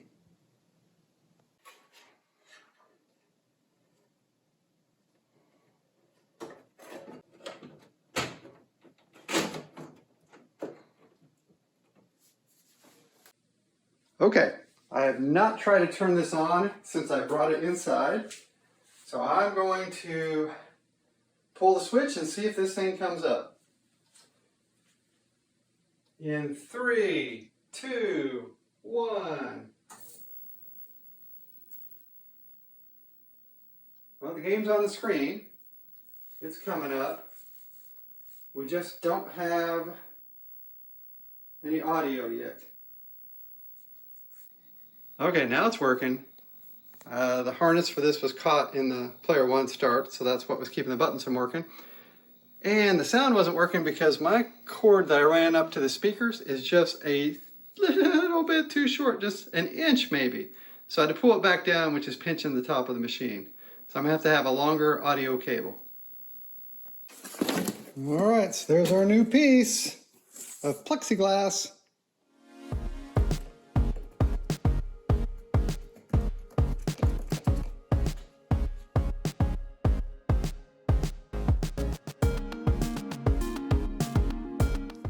Now I'm going to use my Dremel and this coarse acrylic burr to drill in all these holes in the acrylic so we can match the old holes.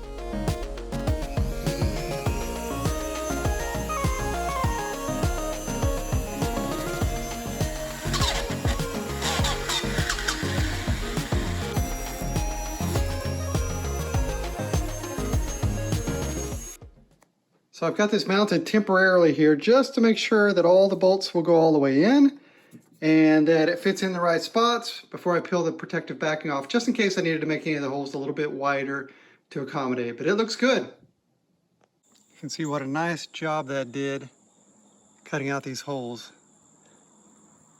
It's an ideal tool for that.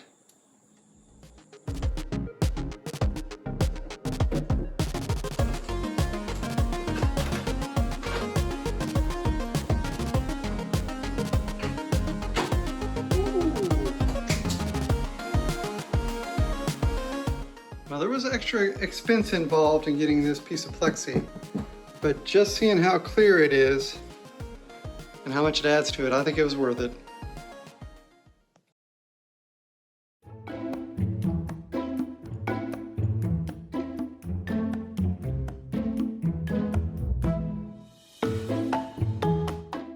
Let's go ahead and hook these coin mechanisms back up.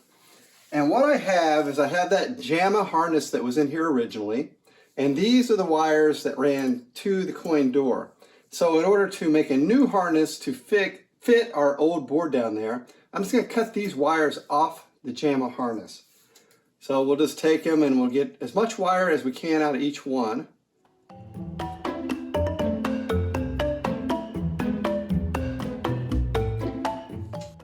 Alright, now I have these coin switches hooked up, wired up, they go into the machine. I've also attached our controls here to this. I've even put in the coin counter in the back where it originally belonged, although I don't have it hooked up yet. And then on this one we have a middle switch that we can use as service switch. It's a temporary switch, it doesn't stay down. What I've done is I've gone ahead and wired it up, and that'll be basically the free play switch to give yourself a coin. So we have to take both of these and run them to the board to the coin switch down below. Now these wires are coming from the coin switches and the free play switch that we've made, and we're going to make a harness for them using a 4-pin connector like this and some of these what we call trifurcon pins.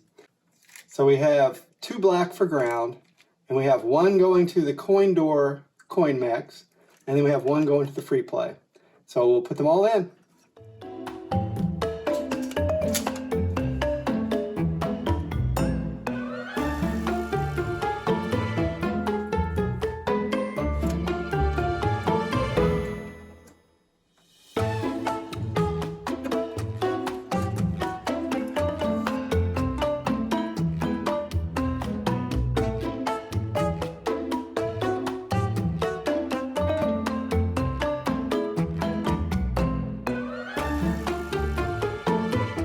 Alright, now the way the coin door works and the coin mechanisms, according to the schematics, is that we have 3 different wires coming out for coin door. We have one is the ground in the middle that's running to a photo calculator and to this free play switch, and then we have one running to one part of the photo calculator, the other to another, that kind of work around this free play switch as well.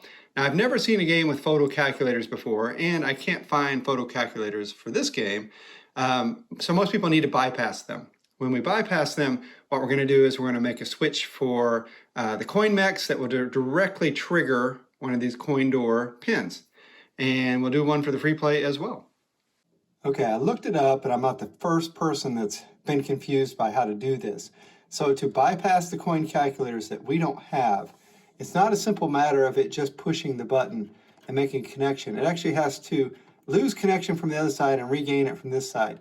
So it always wants to have one pathway closed. So when a switch is one direction, this pathway is closed. When a coin goes through, it goes this way real quick and it comes back. And I can replicate that by taking a screwdriver blade and just quickly going back and forth. And if I time it just right, then I get the coin credit. So I have to wire this differently to the switches in order to make it work. Now I've got it rigged up like in the drawing with these different connectors, and if I push the switch, I can hear myself getting coins. So I know that's the wiring for one switch, as in this example, but I'm not sure how you'd run it across 2 electrically. I'll have to think about that. I have it temporarily rigged up to 1 coin switch just to test. You can see we have credits 4. And if I come down here now, see adding credits each time. It also resets the game a little bit, which is kind of strange. Yeah, there's the special wiring I had to do. So 3 wires have to go to 1 switch, which is highly unusual. So I can't do both switches. Right now, I can't think of an electrical pattern where both switches can control turning current on and off at the same time. So I've asked for some help there, but it may just be that we'll have 1 working coin slot if we do it this way. And we'll normally have the game on free play anyway, or more than likely, but I do like to be able to put quarters in. All right, let's see if it works. I've got my quarter. Ding! 1 credit. Start game. Hooray! So one more little detail. I have this online score kit that I got from highscoresaves.com. It's going to plug in here, and I've bought this Vonet's Wi-Fi bridge. So that way we don't have to plug this cabinet into an actual Ethernet connection, and we can just use this Wi-Fi. So I'm going to try to rig this thing up.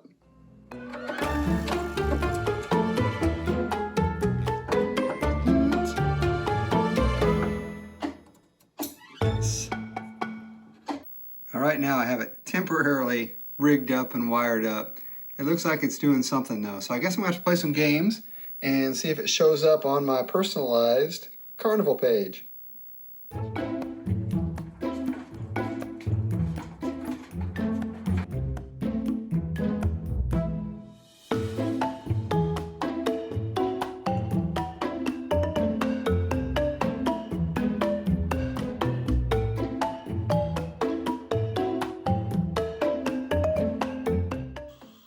It's in the arcade, at least temporarily, with the glow carpet and the lights off, but you can see the screen really nicely from here.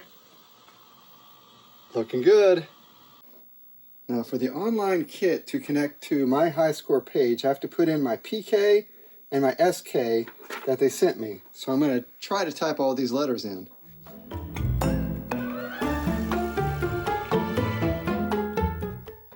Alright, my number's in and it's saved. I don't know how often this dials in, basically using old terms and updates things, but I'm going to check on the computer here in a minute and see if the high scores from here show up on my computer.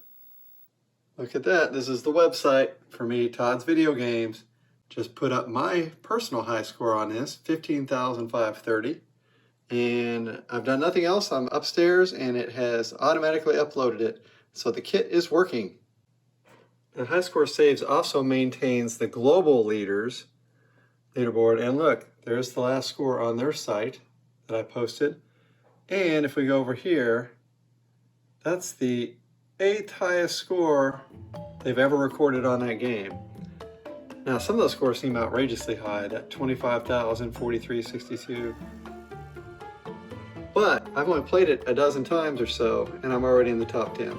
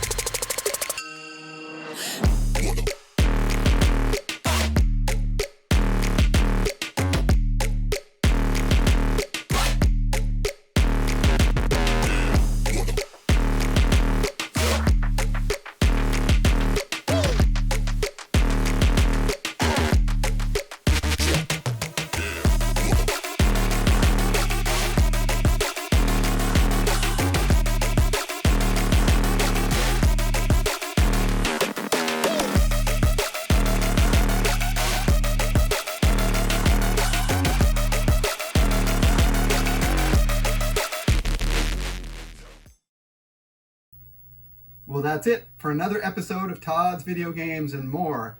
Sega Carnival, it's done, and she's a beauty. I hope you enjoyed watching the entire journey, and I hope maybe it inspires you to maybe pick up an old arcade game and see if you can get it running. As always, I appreciate the likes, the comments, the subscribes. The channel has been growing quite rapidly this year, and I do have more video game goodness coming, more arcade restorations. You may have noticed in the background that I did other games during the period I was working on Carnival, and I'm looking forward to putting that footage together for you too. I'm going to sit back, I'm going to try to set some high scores on this Sega Carnival, and until next time, keep on gaming.